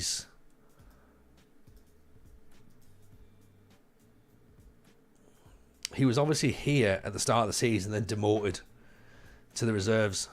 He doesn't even look good enough to keep, does he? Even for nothing. But then I feel bad for him. He might just leave of his own accord. He's not getting paid, so. Do I have any tips for streaming FM? Find a save that you want to do and stick to it. That, I think, is the tip I would give. Buy a really good microphone. Buy the best microphone you can afford. Get a good internet connection for uploads, not downloads. You want to be uploading. Buy the best microphone you can afford. Then buy some lights, and then buy a camera. In that order. And be prepared to have nobody watching at first. Be okay with that. Because that's just how it is. That's just the nature of Twitch or YouTube. You know, if you've got no following and no background at the minute, then you're going to jump on and it's like, well, who's looking for you? You know, so you'll be logging on to presumably nobody at first. You've got to be okay with like being able to talk consistently for a couple of hours with no interaction back. You know, you can't rely on the chat to drive the save or drive the conversation, because if there's nobody there, then you know, what do you do? So, and also, well, be ready that in the event of some people turning up, that you can then have a conversation. You can start chatting away. You don't want to be sort of sat going, you know, like, I'm not doing anything, this is rubbish, blah blah blah, because people will just sit and watch and they won't talk. They'll just be like, they don't care, so they'll jump out. You know, don't do what I did with the Pentagon save. But the Pentagon save was born out of the cancellation of FM25, and I knew the Jameson thing was coming along, so I sort of had. Well, we didn't know that FM25 was going to be cancelled. I had the Jameson thing. And I thought, well, we need something to go, but because the FM25 got cancelled, I was like, well, I'm sacking the Pentagon off. Do you know what I mean? I'm just, I don't want to do that, because I ruined it. I ruined the save for myself. So that's what this has been born out of, is the follow-on from that. So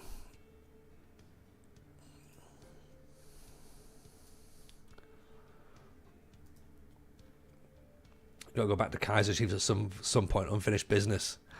Ooh, yeah, there is that. That Chiefs squad was going places, wasn't it? There was definitely something in there, I think. I put you on to fall asleep too. I appreciate that, mate. Apparently I've got quite a soothing voice when I'm not ranting and raving and talking bollocks. But yeah, apparently my voice is quite nice to chill to in the background. Eddie DeValvis is in. Nice to see you, Eddie. Hope you're good. But yeah, like you just got to have fun.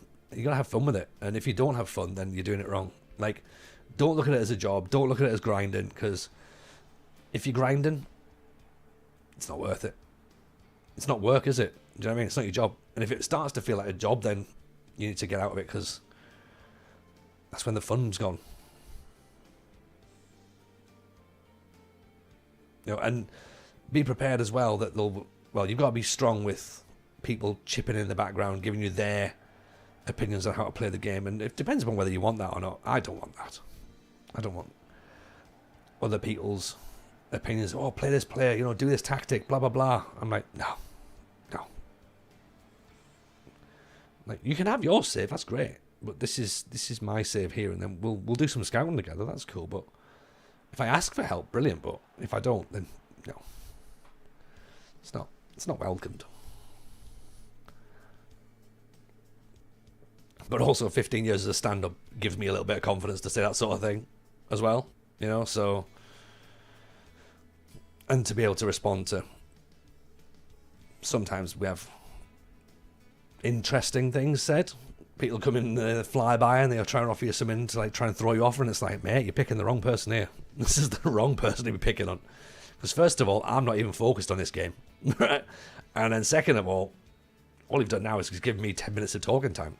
So any podcast I put on while lying down, I fall asleep to. It's like I reverted to being 2 years old again. Oh, I'm a bit like that. But that's like part of my dyslexia, ADHD. Like the second I sit down, that's my brain just going like, oh, and we're done. Like restore energy quickly. Because the brain's constantly going like, So yeah, Mrs. J is just like, how can you just stop? Sit down, you're asleep. I'm just like, yeah, that'll happen. Constant talking you struggle with. Yeah, I mean, that's a given with streaming, though, I think. That's the thing. You need to be able to do that. Or, even if it's not constant, like regular, very regular.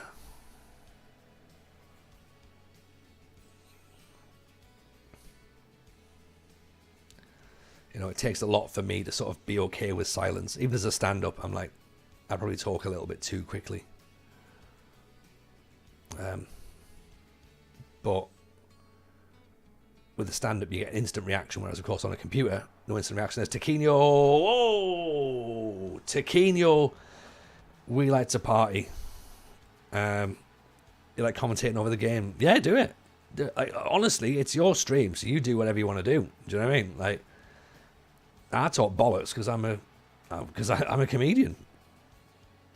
I'm not telling you how to play the game. I'm not giving you any insight into what to do better or, you know, little hints and tips. And I've always said that there's two ways of streaming or doing videos content. It's you can either be an educator or you can be an entertainer. And I am not in the mood for educating anybody because it's not my vibe when it comes to this game. So I'll just do the entertainment side of things. I'll tell stories. I'll make things fun. We won't necessarily win all the time, but we'll have a lot of fun doing it. Whatever we do will be good. You know, so that's the way that's the way we play. And it's not for it's not for everyone. Certainly not for everyone. And it shouldn't be. Do you know what I mean? It shouldn't be for everyone. It would be boring if everyone's the same. I'm certainly very entertaining. Thank you, Finns. Very, very, very, very kind. You know, flattery gets you everywhere.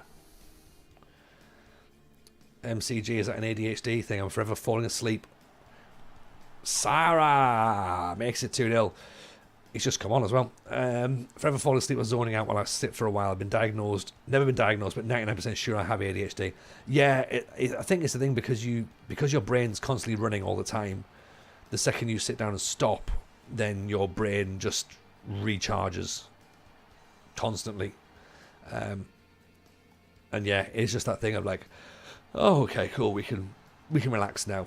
And then your brain's like, oh, well, we might be needed again in a few minutes, so quick, like, just restore as much as you possibly can. Ben, I've used the words to someone else before when I heard you say them on the podcast, the educator or the entertainer. Very good phrase. That's how I see it, personally. Some people will see it differently. Some people will see it very differently. Some people will agree. I mean, you can be both. You can be both. Like, you know, look at Zealand, for example. You can be both. But for me, I just think that this is how I play the game. Aaron, educator and entertainer.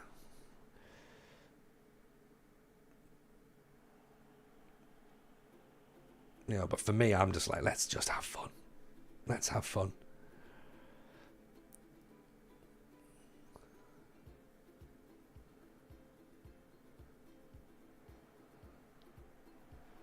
Oh, no, that's a poor goal to concede.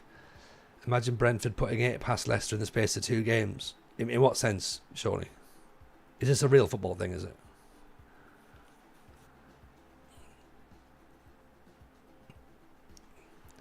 Because I don't know if that's a unbelievable thing or a believable thing.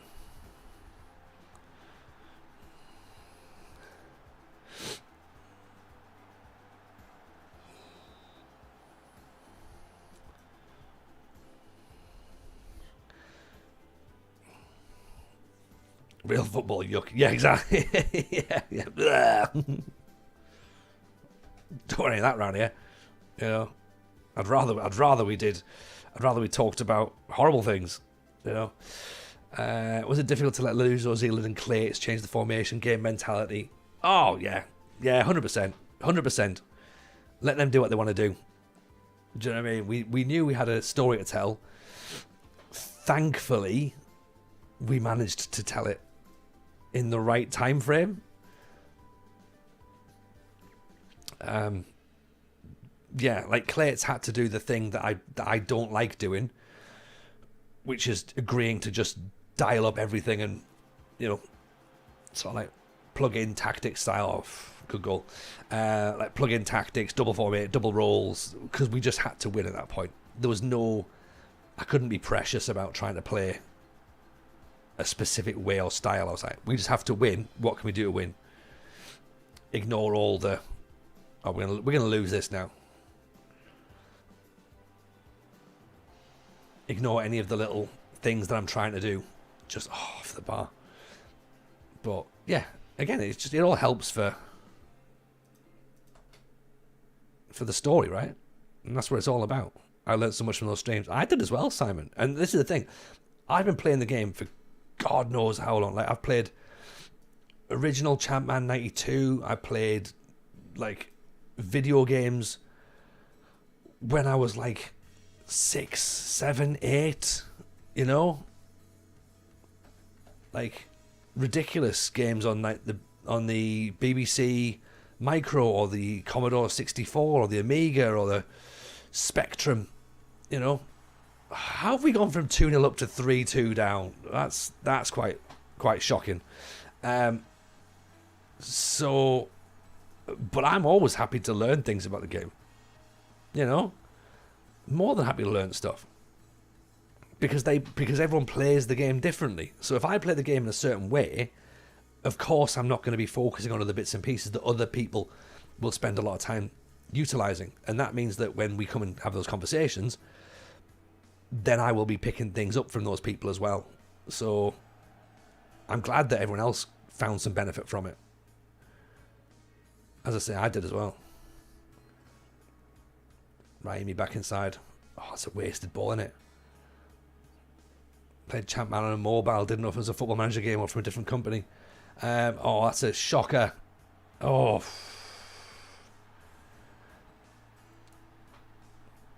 Actually got you wanting to load the game up. Yeah, that's the interesting thing, isn't it? Arsenal. It does. It can, the right save and the right people doing it, and then it can inspire. That's a poor result there, isn't it? That is poor. That's my fault. I was too busy talking to really pay attention to that. Oh, Lepisto's out for 5 weeks as well. That's not ideal.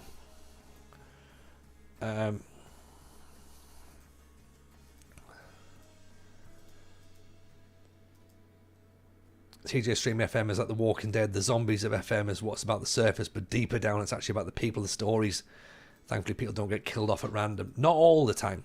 Not all the time. We probably do lose a few on the way, I think, but I think if you stick with it, then you get something out of it. Yeah, but I'm definitely not saying that this is not the way to play FM at all. Do I think Sunderland will go up this season? No, and I hope not as well. Hope not. Championship is better than the Premier League, 100%. Everyone knows it.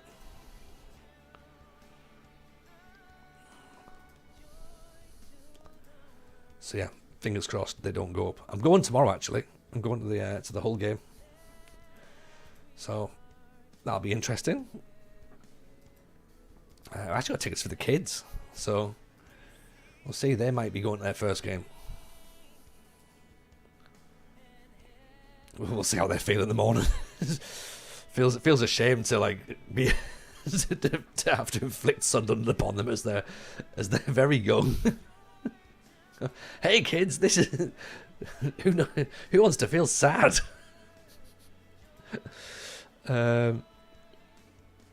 2 more years of championship team for Sunderland.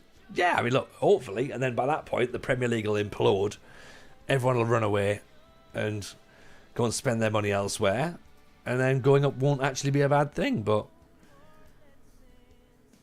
you know, while they're busy changing all the rules, we're getting into real football talk again, aren't we?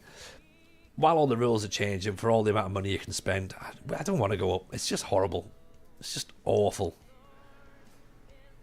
It's not about sport. It's about which country owns the team.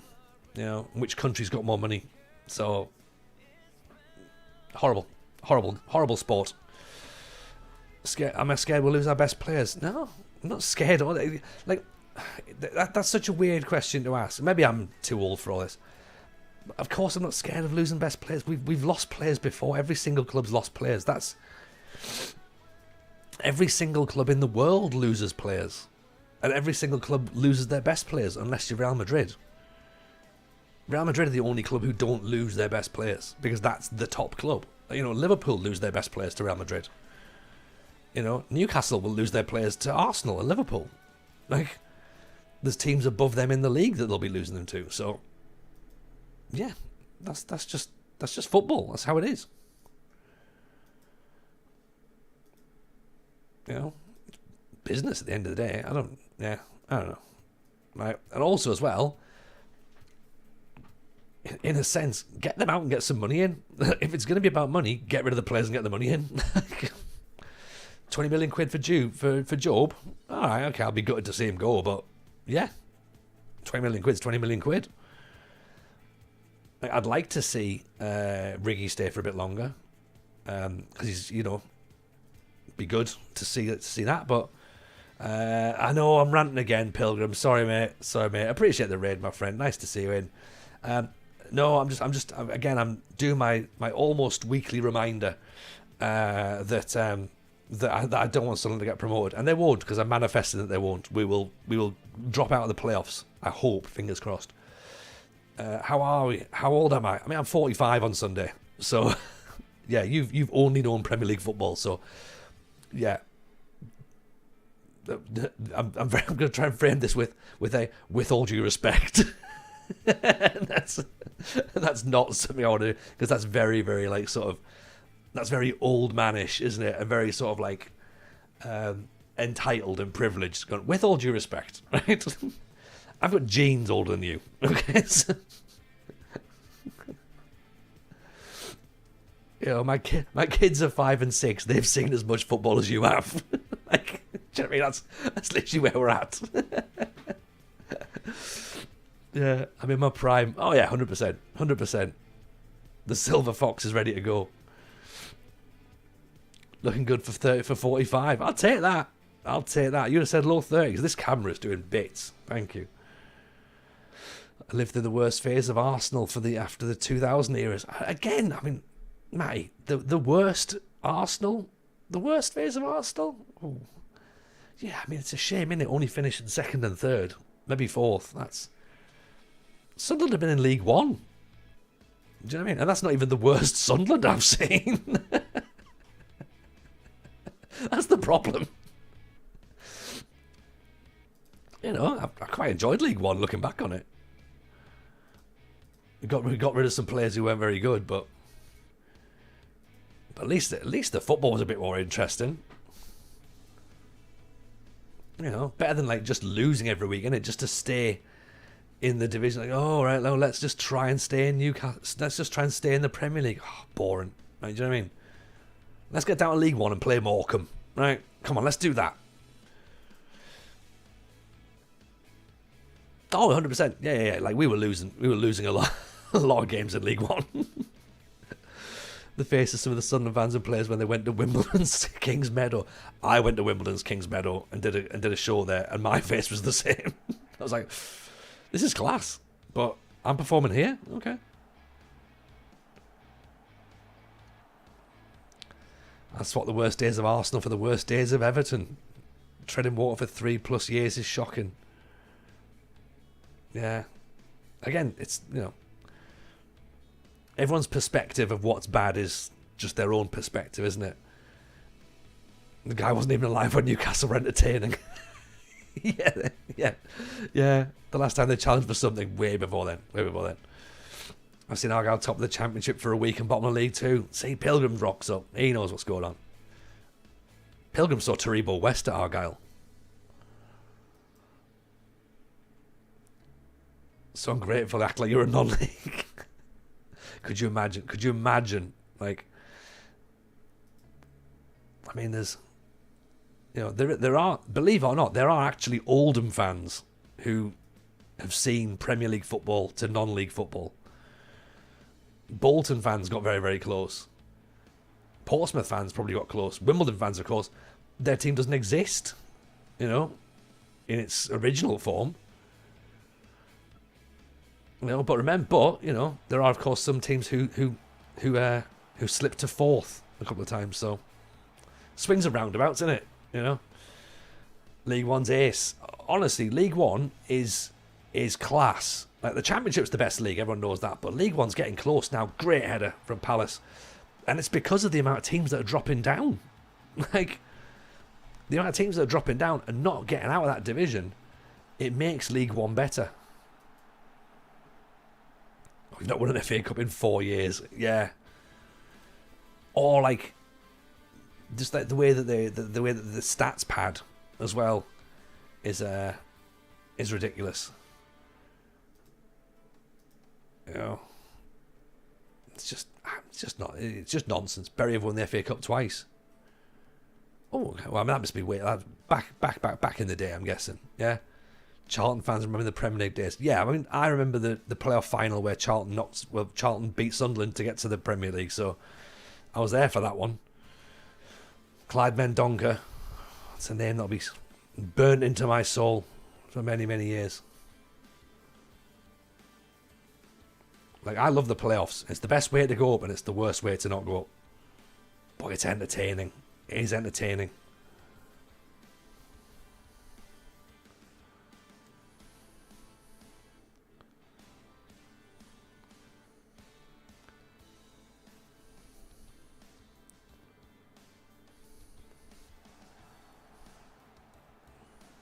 Good header away. We could do a closing down a little bit, couldn't we? Say we could do a closing down. Middlesbrough haven't won anything since 2004. Yeah, and they won nothing before that, and they're not likely to win anything in the next few years either. So it's all like tough, isn't it? It's tricky. There's a lot of teams because this is the thing. Like, more teams lose things than win things. You know, there's four. Is it 4 trophies available at the start of every season, and 1 or 2 teams wins them? So what's the point for everyone else, really? Other than just having a nice time.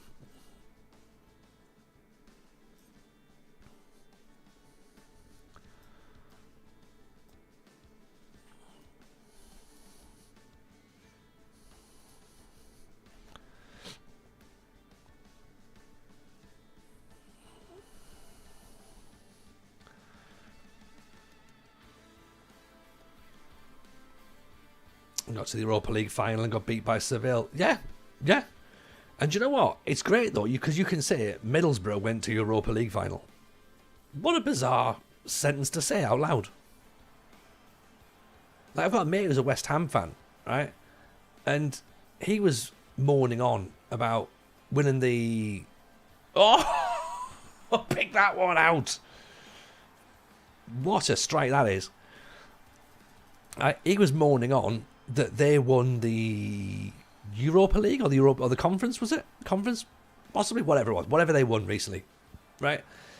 He was moaning on about that they won a European trophy but wanted Moyes sacked because the football wasn't very good. I was like, how entitled do you sound as a football fan that you've won a European trophy but hate that you've done it because it hasn't been done in a way you'd like? Like, come on. How ungrateful can you be as a football fan? Yeah? Like, oh yeah, I mean, we did win it, but we didn't win it well. You know, it was boring to watch. Like, alright, because I can't help but notice that when you got rid of Moyes, the football didn't get any better or any more successful. So,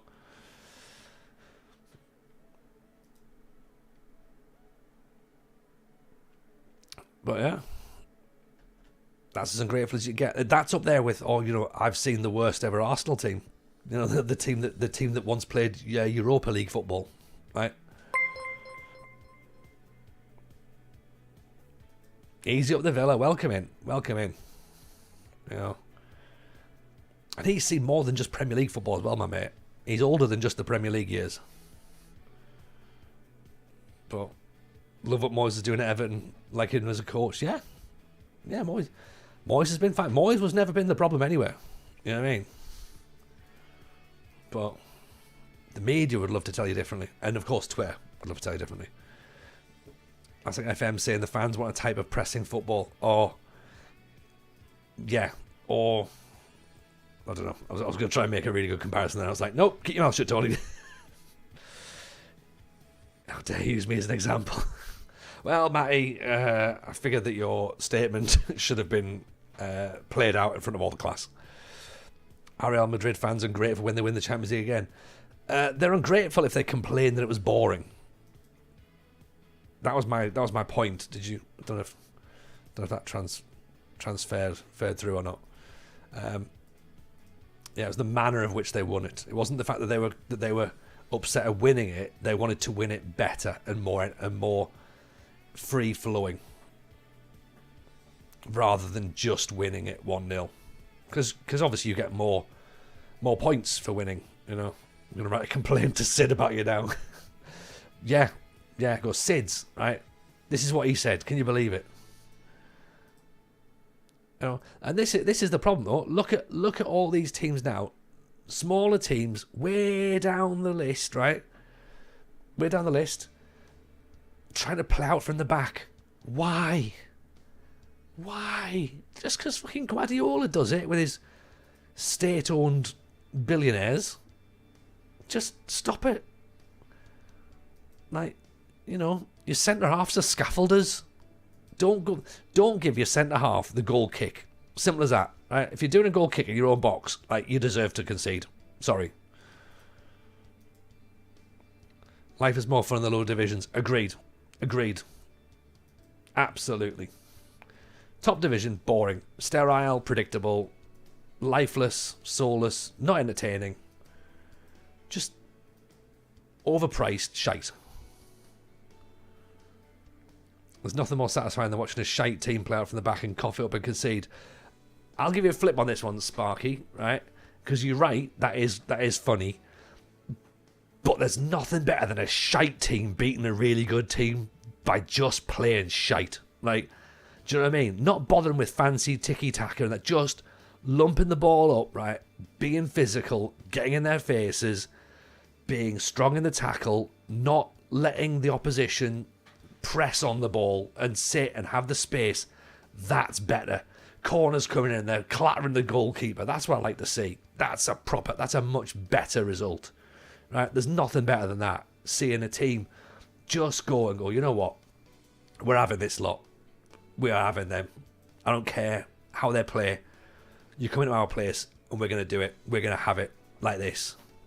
That's what I want. Celtic beating Barcelona. Yeah. Old school Stoke. Yeah, I want that. That's what I want. Like even dare I say it, old dirty Leeds.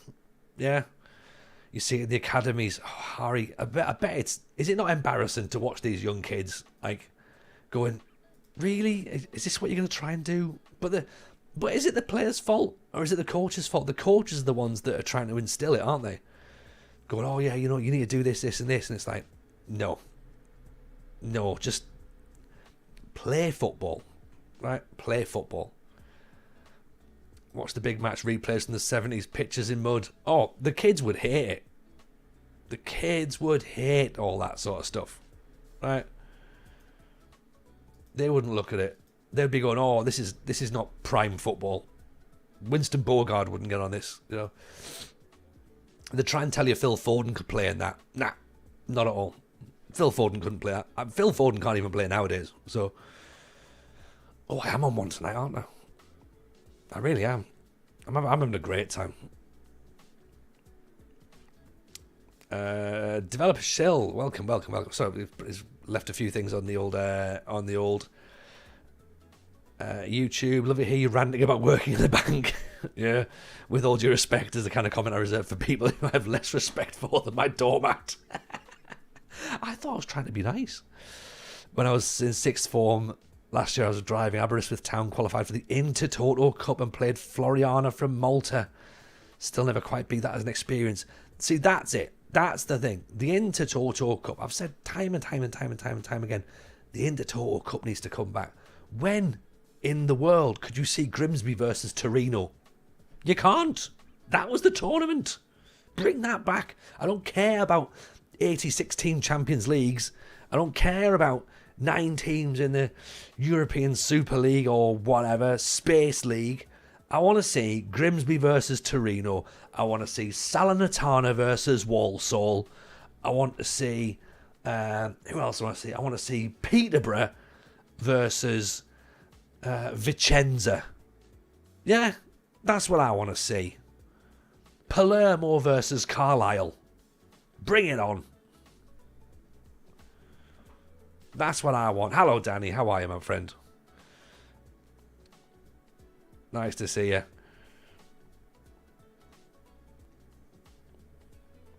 Making up for what we didn't get on Wednesday. Yeah, this is why OBS crashed out on Wednesday. I think it knew what was coming. I think it was like, oh, hang on. He's on one. He's going to be doing this. Palermo versus Plymouth. Yeah. Siena versus Bradford City. I want to see that.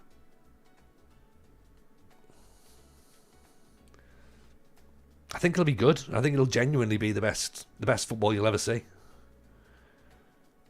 Ascoli versus Torquay. Give me that game. That'll be brilliant. Love that. Yeah.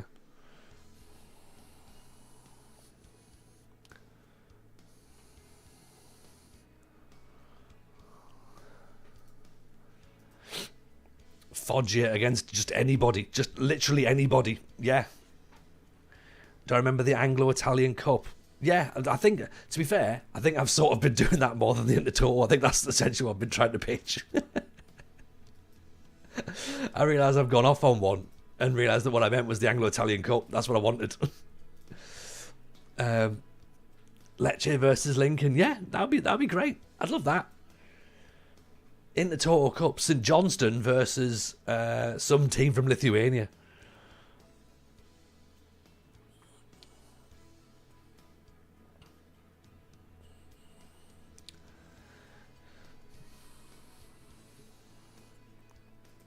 I mean, bless you all for just letting me go on with the whole thing of the Intertoto, and you're going, he means the Anglo-Italian Cup, doesn't he? let's not mention it to him. He's having a nice time. Leave him be. You know, I appreciate you all for that. Thank you.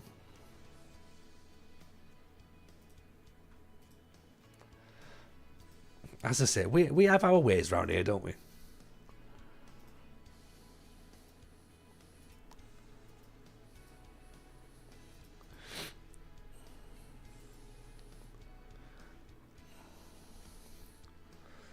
Bradford versus Bannock Ostrava. Yeah, Tranmere versus Tyrrell Innsbruck.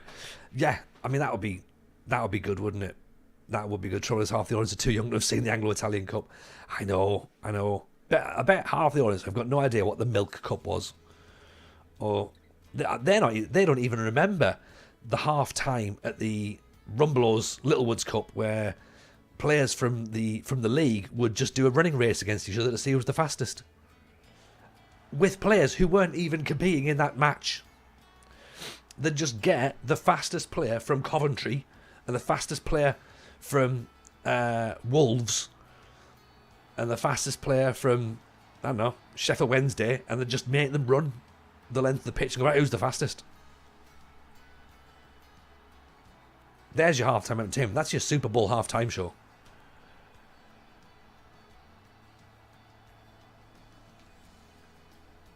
Finally a game for Adama Traore. I mean, he would sweep up at that. 100%. You went to a Rumbelows Cup semi-final once, Danny. Oh, tell us more. Tell us more. Is there anyone you'd want to co-stream with in the future, apart from Zealand, Clates and Lelujo? I don't really know, to be honest. Second yellow card would be fun. Me and second yellow card will get on. And if you think this is me going off on a tangent, wait until me and him are set in the same room. Because that one, like, we do not focus at all. there is too many distractions and shiny things. So, yeah, we would be very much like, blah, blah, blah, blah, blah, blah, talking about bears. That would be good. Me and Aaron would be interesting, because I think he'd be trying to, like, play the game, and I'd just be like, no, I'm going to talk about aliens now. So that would be fun. Oh, good save. Tuny, how's job security? I think we're fine. Tuny. We didn't get to the bottom. We weren't bottom of the league. We're beating bottom of the league now. We're in the relegation group, but we've won some matches. So we're starting to look a bit better. We've got a little bit more about us, to be honest. Triquinho with a cross. I'd watch a stream with you two talking about bears. Maybe I'll make it happen. Let's see if second yellow card fancies it. I think he'd be up for it, you know. In fact, you know what? Trek would be good. I'd like a stream with Trek. Or Llama. Me and Llama having a stream would be lovely. That would be really, really nice. Because it would be silly, but Llama would be there to keep me on track a little bit, I think. A TJ Llama stream would be a vibe, wouldn't it? Still no badgers, I'm afraid, Tooney. They're in the wild in Finland. You can't find them.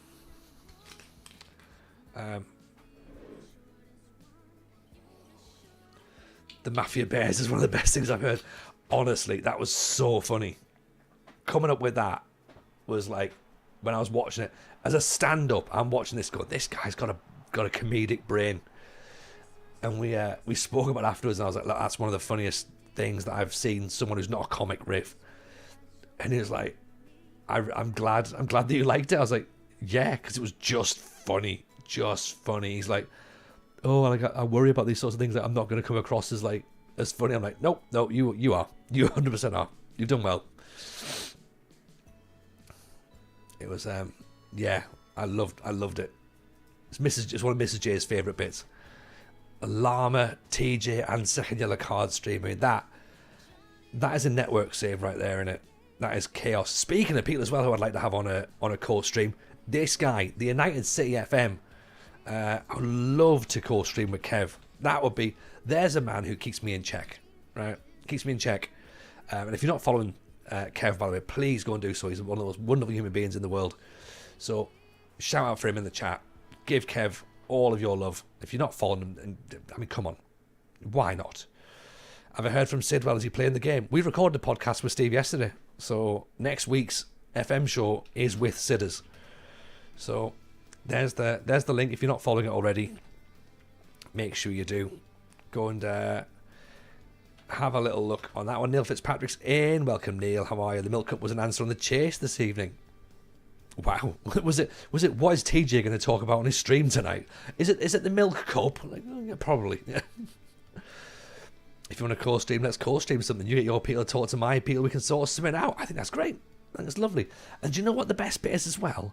Is it doesn't have to be FM. It can be, but it doesn't have to be. Co-streaming is literally just, we both join the call, we both jump in the stream, and we have some fun. We just enjoy each other's company, and we talk, and we have a great time, which is what you saw with Lelujo and Zealand and Clates. So let's do that, Kev. I think that's a great plan. It's a great plan. Let's make that happen. As the chat, you can decide what we stream. My vote's Grand Theft Auto. Right, first season done. Cheers, everybody.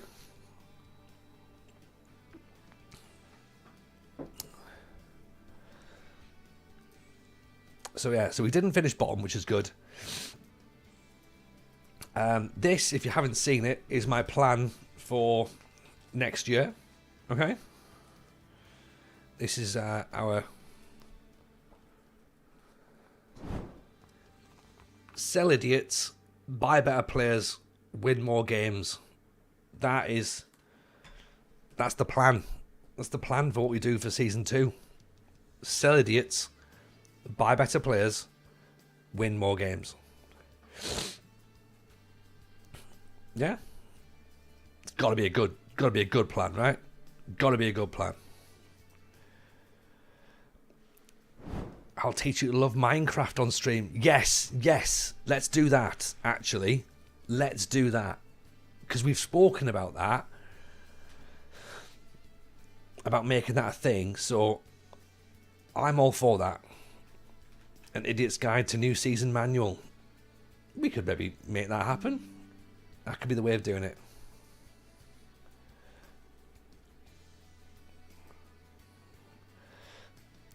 I mean, we've used the term buy players in the conversation here.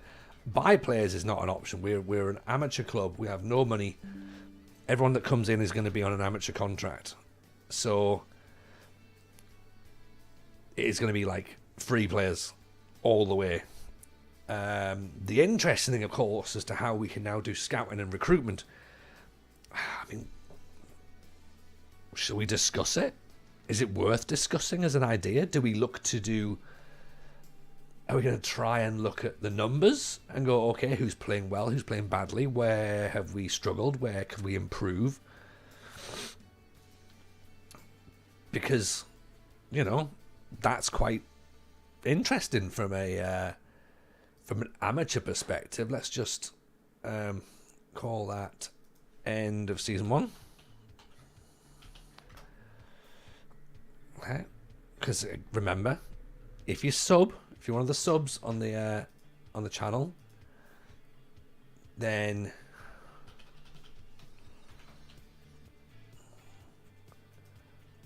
you get the save. You get the save file. And you can do scouting and play around and do whatever you need to do. So, club expectations for next season: grow the club's reputation. Fine. Only sign players over the age of 34 on 1-year contracts. Fine.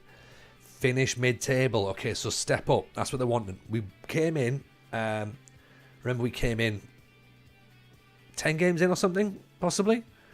So, yeah, it was don't get relegated this year. So, finish mid-table, then finish in the top half the following season. Reach the last stage of the Finnish Cup. Let's accept that. Have we used Lujo's corner tactic? Yes. Yes, we have. I have agreed to use a couple of things to help us win.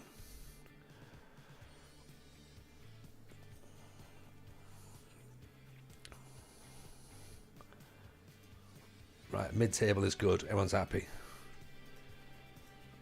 But we're still not using meta tactics. We're still not trying to get, you know, double rolls or looking for exploits or anything like that. So we're going to have a nice time. Evening, Cass. How are you, pal? Good to see you. Hope you're well. The Yukon is the second tier in Finland. It is. It is, Pilgrim. That is correct.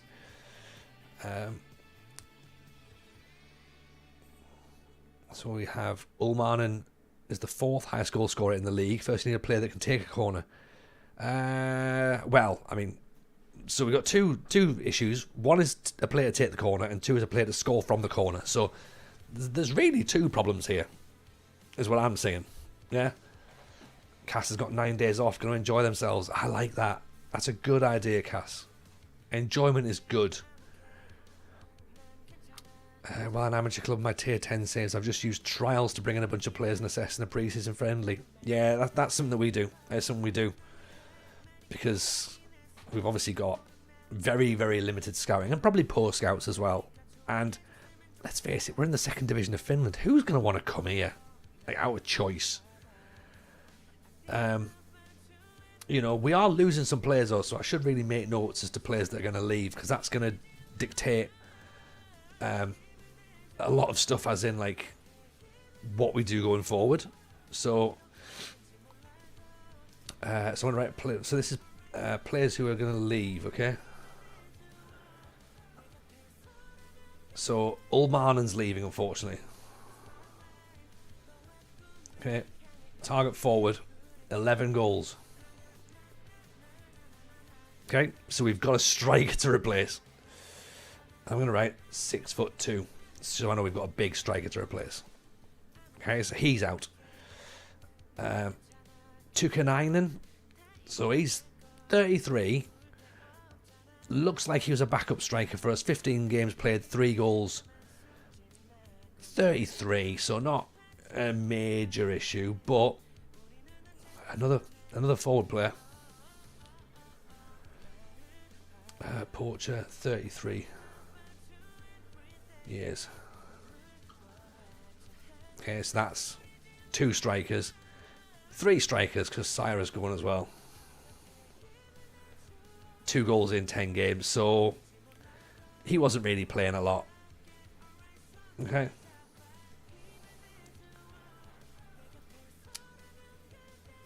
Who else is going to leave? Kuyan Pa, who I don't even think... Did we play him? No, we didn't.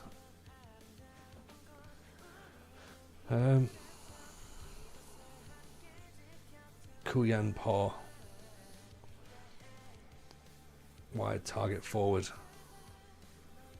26. 2 assists, so...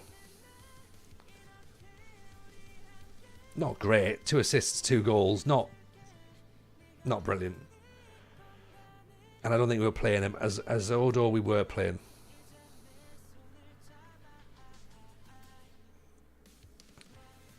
Again, not played well, though. 6 games, no goals, 1 assist. 6.65 rating, so maybe not the worst idea. So I'm just going to write not good.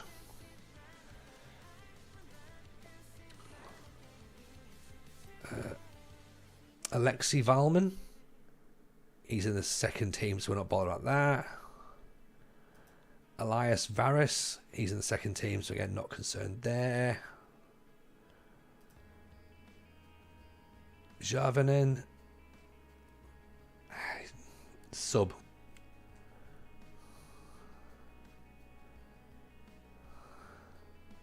CM. Not used. Make a note of that. Etupuro. Oh, it's a shame to see him going. Puro. Box to box. I'm going to put decent. But I think we've replaced him, actually, with better players, to be honest. He's actually now moved down to not be our starting player because we've replaced him with... Where is he? I want to say it's this guy. Is it Haskanainen? No, not Haskanainen. This fella, innit? Hitunen. He's come in. How's Finland treating us? You know what, Kev? I like Finland. It's good. It's taken us a little bit of time to get settled. Joining halfway through the season and not really being able to settle on a tactic and form and the usual things you get, you know. But we've started to slowly implement a little bit of our philosophy. So we took over here, I think. No. Where did we take over? 4-2-3 asymmetrical. No, we didn't do any of that. I think we took over here. And we got a draw. Right, 1-1. We then lost to what was the bottom team.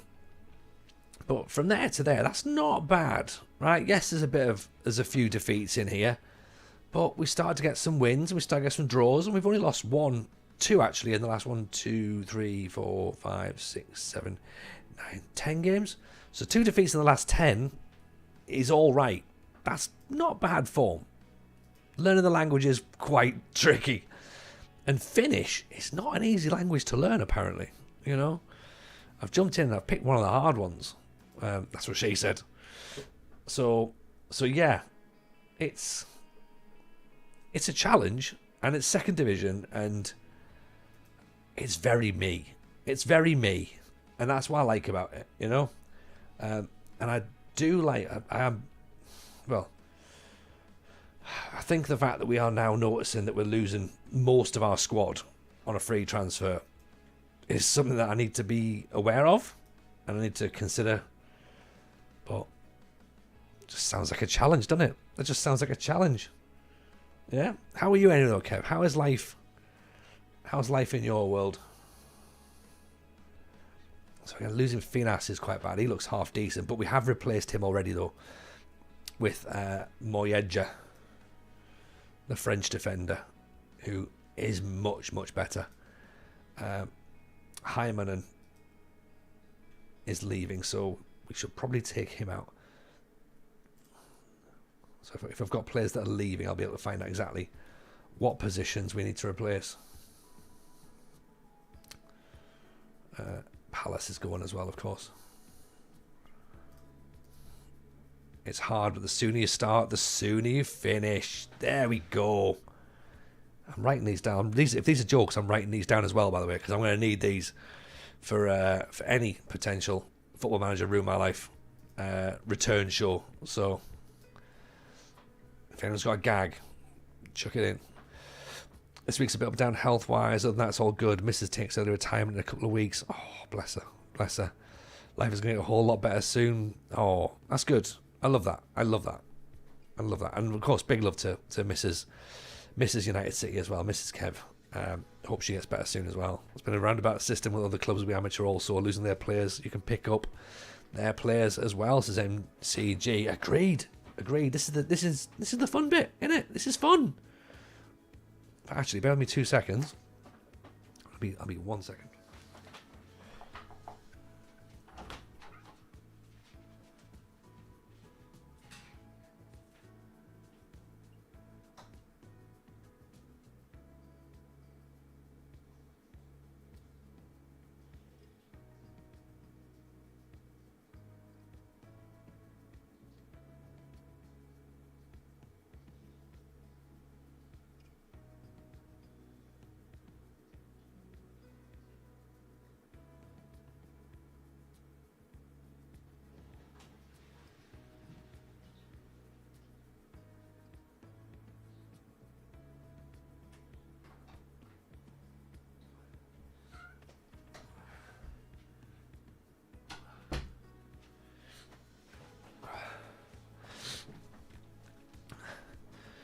We've had the chair in charge for the first time.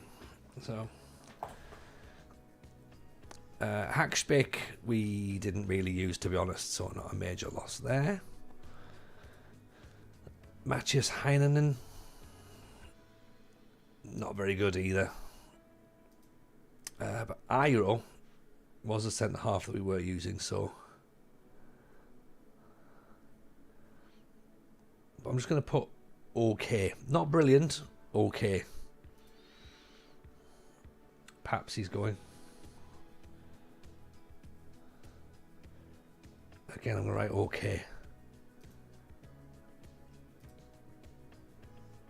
Now that's the problem. This one's the problem, isn't it? Arajuri. Now he is very good.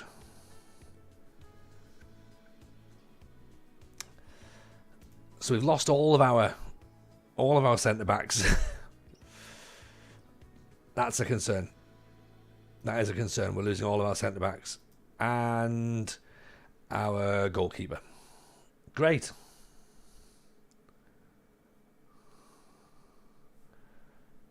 Not good, but better than nothing.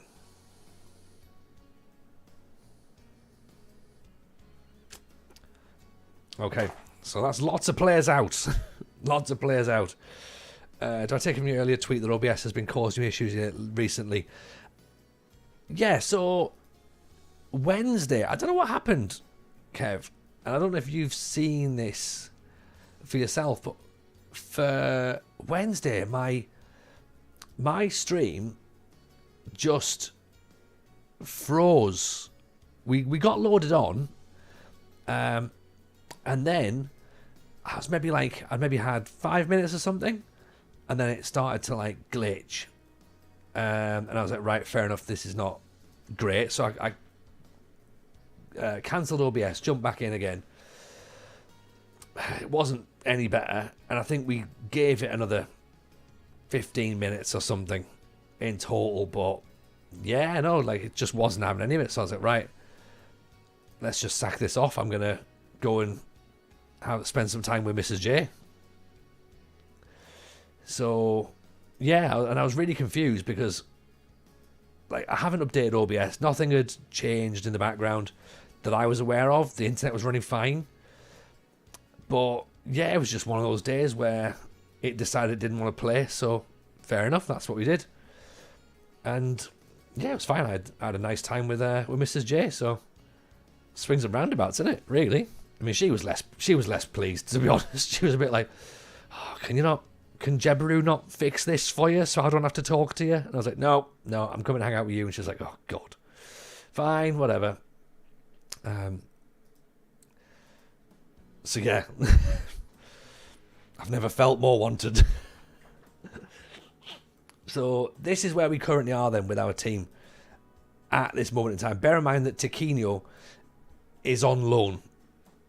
So, he's also not potentially going to be with us next season. But I reckon we can probably do something with that. I'm not tied down to a 4-4-2 and long ball, because obviously we're now building a brand new team. Things could change. Let's just put... Do I want to take a picture of that as this is sort of my current squad? Possibly, because technically we need to take Tiquinho out as well, don't we? Technically. We have got some players coming in, believe it or not.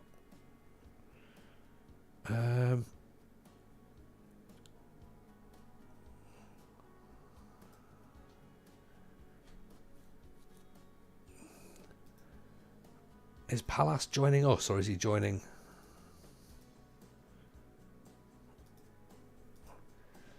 Joining Ekans, yeah, so he's leaving. So why does it say joins December 23? Oh, there's a player's leaving. All right, okay, that's fine, don't worry.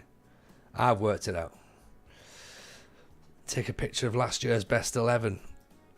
What, as in the league's best 11, or as in our team's best 11? Because this is what we've currently got going into next season. Okay.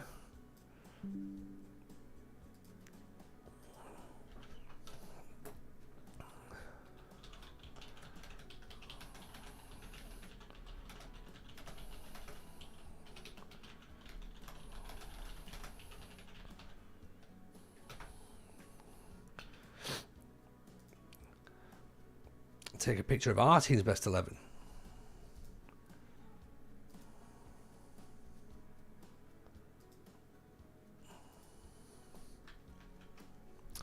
Okay, so that's the best 11. And would you then look to recruit against that side, essentially?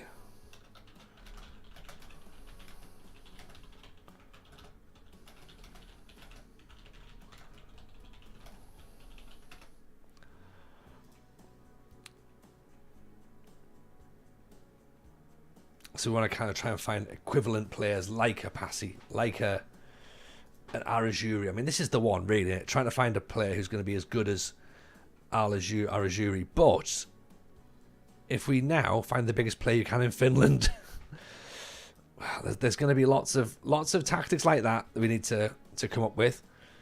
I'm going to remove all these players again because we don't actually have them anymore. Yeah, if we've got the same tactic, which we will have the same tactic for now, unless of course we get better players in. You know, that's the thing. It could change. What I'm interested in is looking at the league. Okay. So if we look at stats, team detailed first of all. Okay. So what were we good at and what were we bad at? And I think we all know what we were bad at. We were bad at football, right? We were bad at football. We had 44% possession. Okay? We were 11th in the league for that. That is pretty poor. But we won a lot of headers, so we need to keep those big players in. Yeah?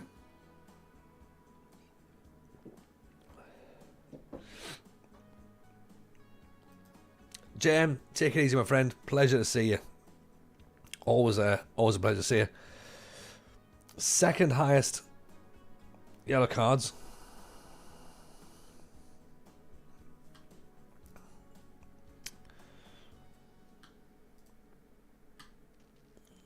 We were the second lowest goal scorers.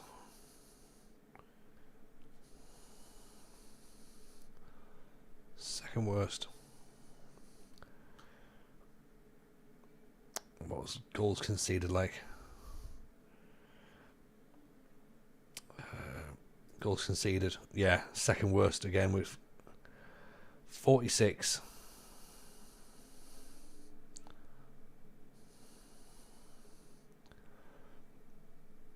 So although the strikers and the defenders look like they're half decent, they're not. They're not. So if we're trying to sign anybody, then it's not the end of the world. Like, do you know what I mean? We can get loans in. Yeah. Okay, we're amateur. We can get a whole bunch of free players we don't have to pay for, and we will get players that we don't have to pay for, whether they come in on loans or amateur contracts. Like, yeah, loads of trials first of all, and we'll see what happens. We currently have a first team squad of 4 players, so I think we'll do some recruitment. Yeah. Let's look at our crossing completion. Crossing completion was 9th.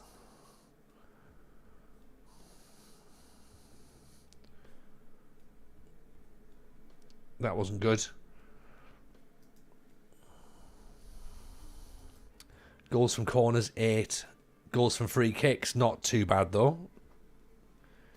Pass completion all the way down the bottom, but that's not a concern, because if we're lumping the ball long, then we're probably not going to complete as many passes. Chances created, we were up there in the mid-range.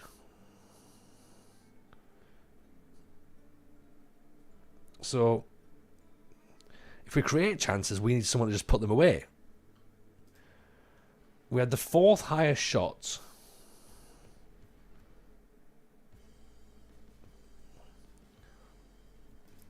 And the 3rd highest shots on target.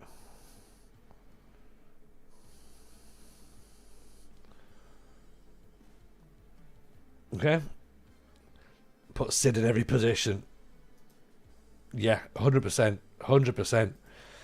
So, 4th highest shots, 3rd highest shots on target, 2nd worst conversion. We were averaging 11 shots per game. Now, some of that will have come from us towards the back end of the season when we started playing better. But even still, like, do you know what I mean? Someone can take corners and set pieces, sounds like a plan. You're definitely going with the Lelujo tactic of set pieces here, aren't you, Simon? Which I get that. I'm not a massive fan of exploits, I must admit. It's not my vibe. But I'm also a fan of just doing something once and leaving it, because that's less for me to have to think about. What I love big players. I love big centre-halves and big strikers. Yeah? So that will work with any set piece, is big players. But remember, we're also in the 2nd division of Finland, so finding someone who's half decent at corners might not be the easiest thing. Yeah? Yeah, it might not be the easiest thing. It's not an exploit if that's what this sort of team would do well. Oh, in that sense, Matt, yes, I agree. If you were to put this in as Real Madrid, for example, that is an exploit, because, of course, you wouldn't just be buying big players with Real Madrid to whip corners in. You could argue, yes, this team would just be a bit of a shithouse and just play set pieces. But we also have to work with whatever the transfer market says is available, or whichever players or people live close by and are willing to, work for free in our club. So as I say, at the minute we've got this 4-4-2 direct long ball game going on. If somehow we end up with dribblers, like you can see here, 4th in the league,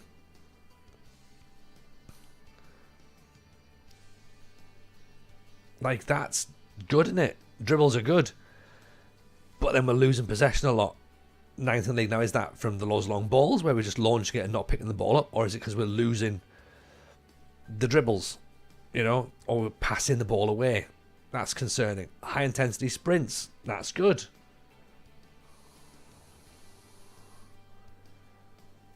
So we're getting them to work hard, but again, have they got the ability to work hard?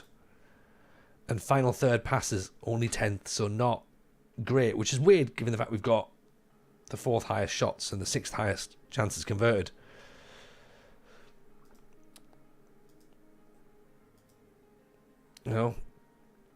Goals conceded from corners, 9. Yeah? So, at this level, the player can take corners, or he can pass, or he can run. Pick one. Yeah. Goals conceded from free kicks, none. Goals conceded from indirect free kicks, 1. Yeah? Where's it? Goals from corners? Us, 8. We are 8th. We scored 3, and we've conceded 9. So, yeah, we probably need to work on our set plays quite a lot. So again, big defenders who are good at marking or are good at in the air. Pinching the best players from the same division seem to work. Oh, that's 100% the tactic. Like, what I'm trying to work out is, what do we need? Do you know what I mean? Like, what do we need? And we have to go after a goalkeeper and defenders, really. That's the first thing. I mean, we've made a lot of tackles. We haven't necessarily completed a lot, but we're making a lot of tackles. Blocks. 8th highest blocks.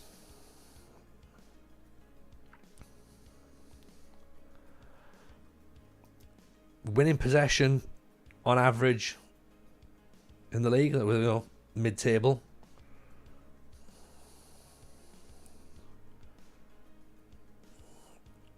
So again, reasonable, but like, are we actually being able to keep the ball again? 6th highest for clearances. I'm not against my centre-back just putting his foot through the ball and just booting it. 5th for interceptions, good. So that press is working. Yeah.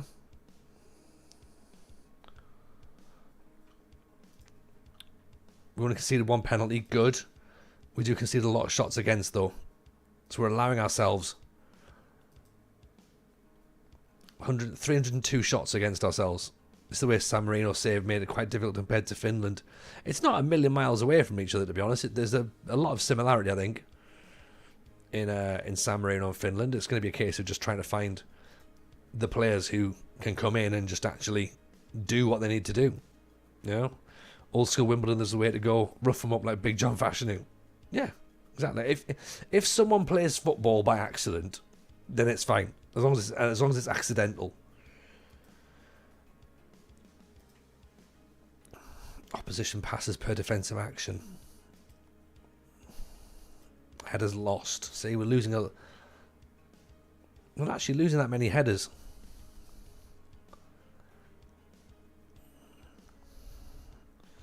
Right, let's go to players now, I think.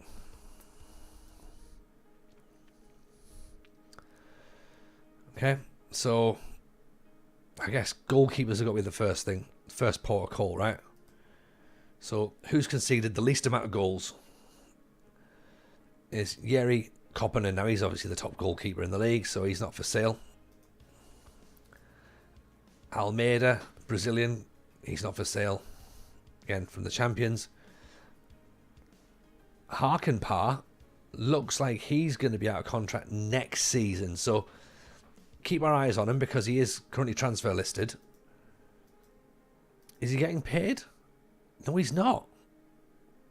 So maybe, potentially, we could look at possibly going for a goalkeeper. We might be able to have a look at Olli Hakanpää for TPS, because he's not the first choice Santeri Aaltonen is.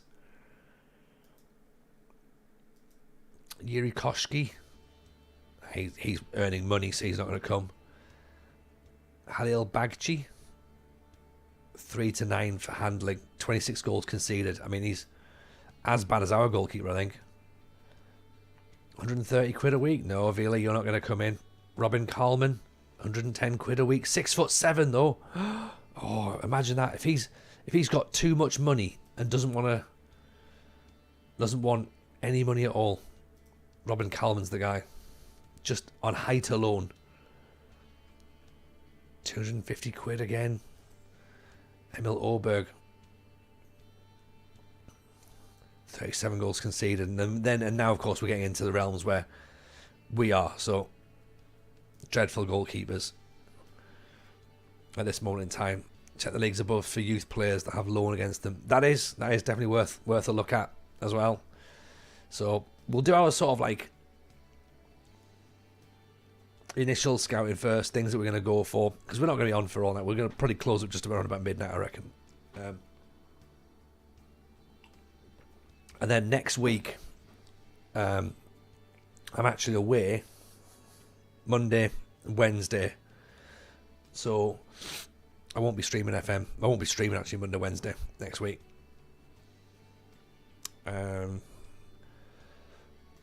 Probably stream Friday, which could be okay. And then Sunday we'll do some different Sundays.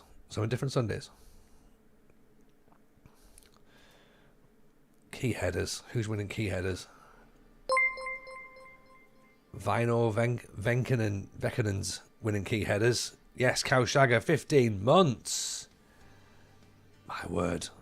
15 months. Appreciate you. Hope you're well. Chanzopoulos. 30-year-old German Greek. Not international, unfortunately. His City's coming back. Yes, it is. It's my birthday on Sunday, Arsenal. So I might stream, I might not. I haven't decided yet. And if I do, then it'll probably be City Skyline on Sunday. If I do stream on Sunday, which I haven't decided yet.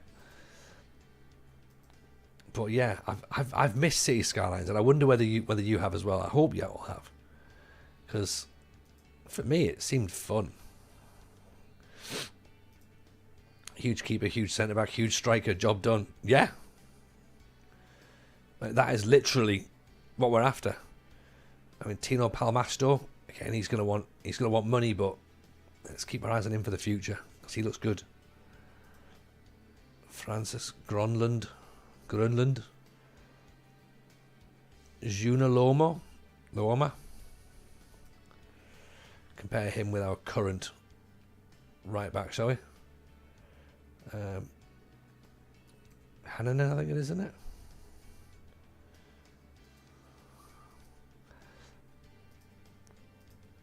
See if he'll come in on a trial. I don't know if he will or not. Gary, how are you, buddy?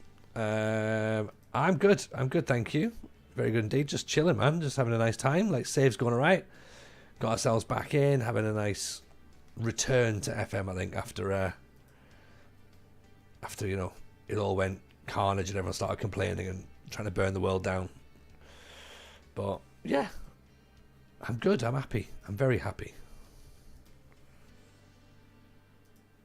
You know, slowly just getting back into the vibe again, I think.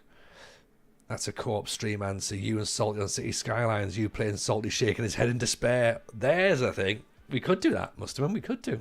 That could be quite interesting, couldn't it?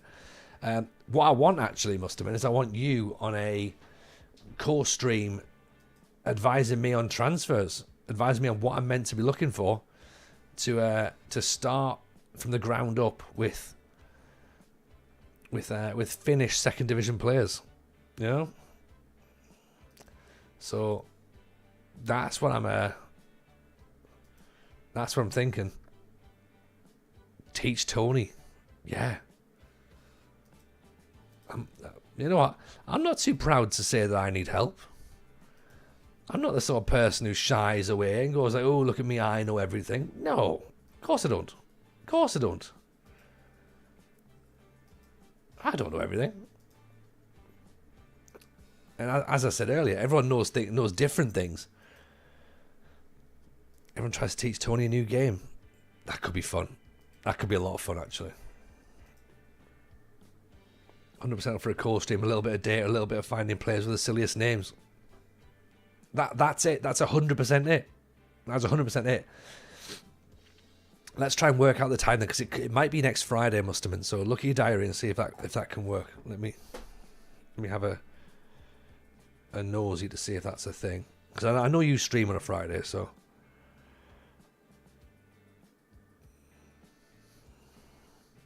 yeah, it could be next Friday. if that works for you. 1,600 hours into No Man's Sky.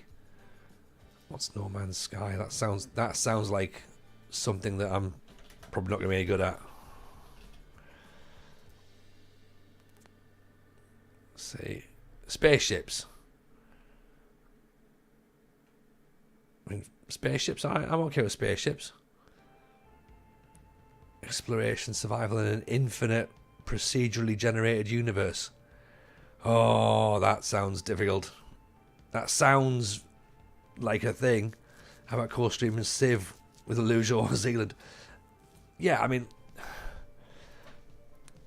we could do. I can't imagine that we're going to get access to Kev and Zealand constantly, because obviously, you know, they've got their own stuff to do. But and also they've already started, so I'd be having to like join in as we go. I've not even got Civ 7 yet. I've got Civ 6, and I have opened it and looked at it, and that's about as much as I've gone.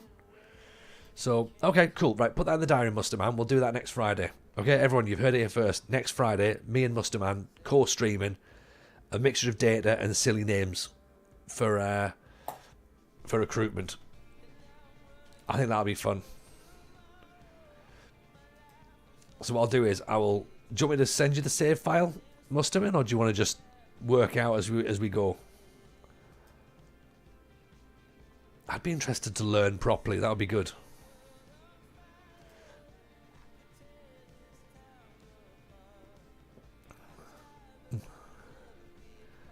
Yeah, I do like the idea of something like Civilization though, because it's great in the fact that it's like sprawling and it's a long-term game.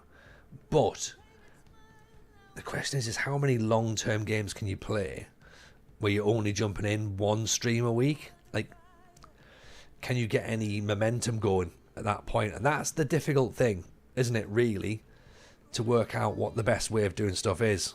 So check out Kappa. They're riddled with top players for that league. Or Car Park, I should say. Car Park. Send the save file that way I can prepare questions to ask me. I mean, the answer is I don't know. But yes, I'll do that. I'll ping you it. Right, he's on loan. Juk. Hilataldi. You'll be able to get some momentum on save. That shouldn't be a problem. What, in terms of actually playing? Can we get, what, in Sid plays with Sid? Would we be able to get momentum going in one stream and then miss for a week, do you reckon? Because that's my concern. Do you know what I mean? Like, because that's the reality of what would happen, because everyone would be like, oh, you know, let's get this going. But as we've said with City Skylines, it's once a week and that's it. And obviously the more we start streaming other things, and then that's going to start cutting into Footy Manager time. Yeah. You could tell stories of the nation. Alright, okay. That sounds interesting.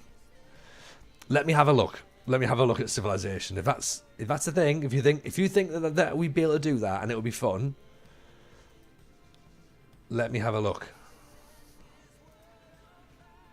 Because I've got a feel, because as far as I'm aware, this sounds like another game I'm going to be bad at.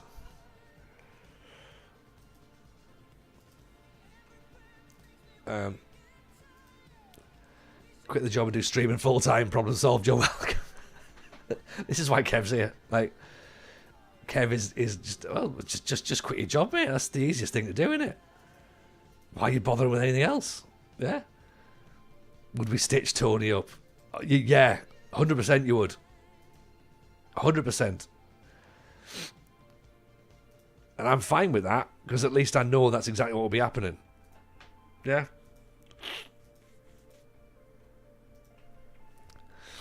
Who really needs money? Fair. It's fair. It's a fair question to ask, really. It's building up from a single city, exploring, scrapping with other nations and researching. I mean, it sounds a little bit like what we're doing in City Skylines, doesn't it? Mixed with a bit of Footy Manager. So it's not build a nation, but destroy a nation. Destroy all the nations. Destroy your neighbouring nation. Yeah. So I can see why I'd be interested.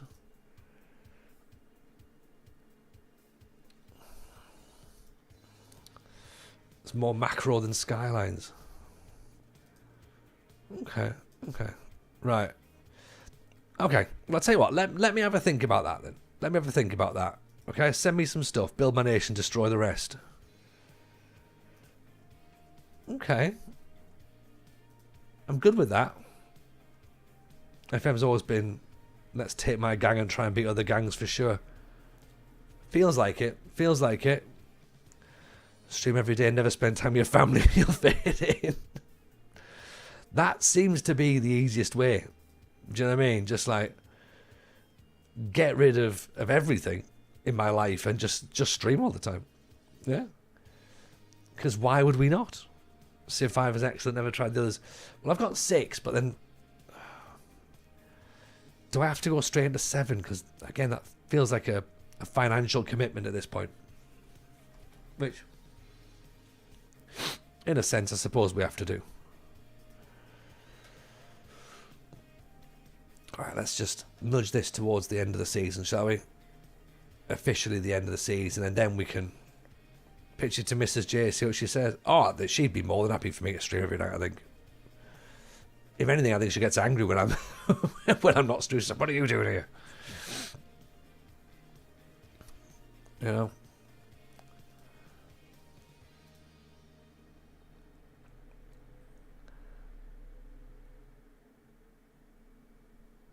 Is there a Lucas who can play Lucas Arts games at the same time? Oh. Plant a dragon in every capital we find. We could do that. We babysit you, basically. It feels a little bit like it, doesn't it? It does feel like that at this moment in time. Start with Civ 6 if you like it. Stream up by Civ 7.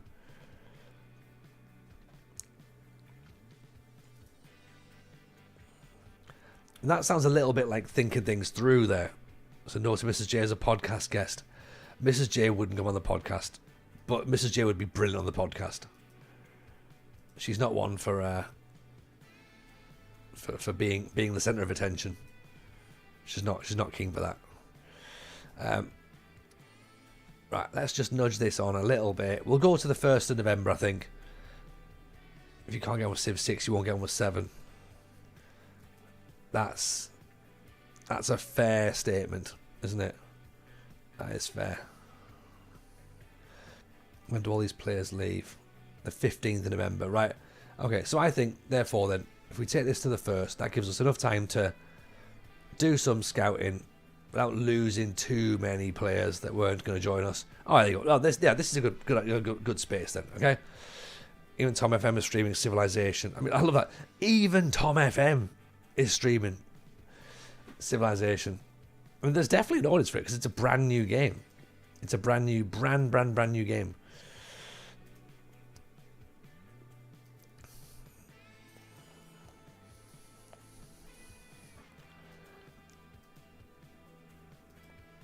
Right, that I think, right there, that's where we'll class that as end of season 1 then. Civ 7 is quite a departure. No, Musterman, apparently it's the natural progression. It's the natural progression from Football Manager to Civilization. So, makes complete sense, really, in the grand scheme of things. Right, that's the game saved. Musterman, I will ping you the save file over. It's a departure from Civ 6. Oh, I don't know if I need to know that. No, just right. We'll work it all out. We'll work something out. Okay, we've already, the United Cities said that we'll do some Minecraft. I like the sound of that. Myself and Musterman are going to do some data or some silly name transfers on Friday next week. So keep your eyes peeled for that. So no stream Monday, no stream Friday. No stream Monday, no stream Wednesday. Stream with Musterman on Friday.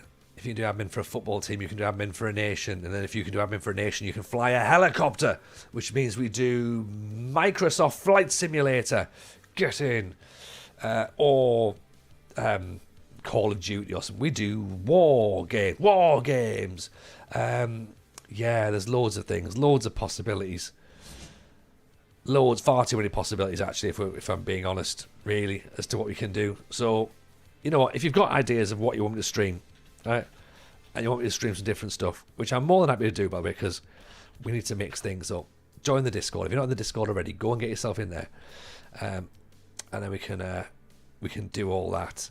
Sounds like someone's made in Blythe. Yeah, I'm gonna have to do the Blythe save as well, aren't I, for YouTube, with the whole issue with the club at the minute. So yeah, that's my life's just got busier again, which is fine, which is good. We should probably do that, to be honest. But yeah, that's where we are right now. So as I say, nothing Monday, nothing Wednesday. Come back Friday. Check the podcast on Thursday with Steve Sidwell. You're gonna love that. I promise. You're gonna love it. Yeah, I suppose other than that, it's time for us to go and drop some raids, I reckon. Who is floating around? I'll tell you what, we don't know who this person is. We've got someone who's brand new, I've never seen before. Oh, I like to go somewhere that's brand new, and we've not actually seen them. So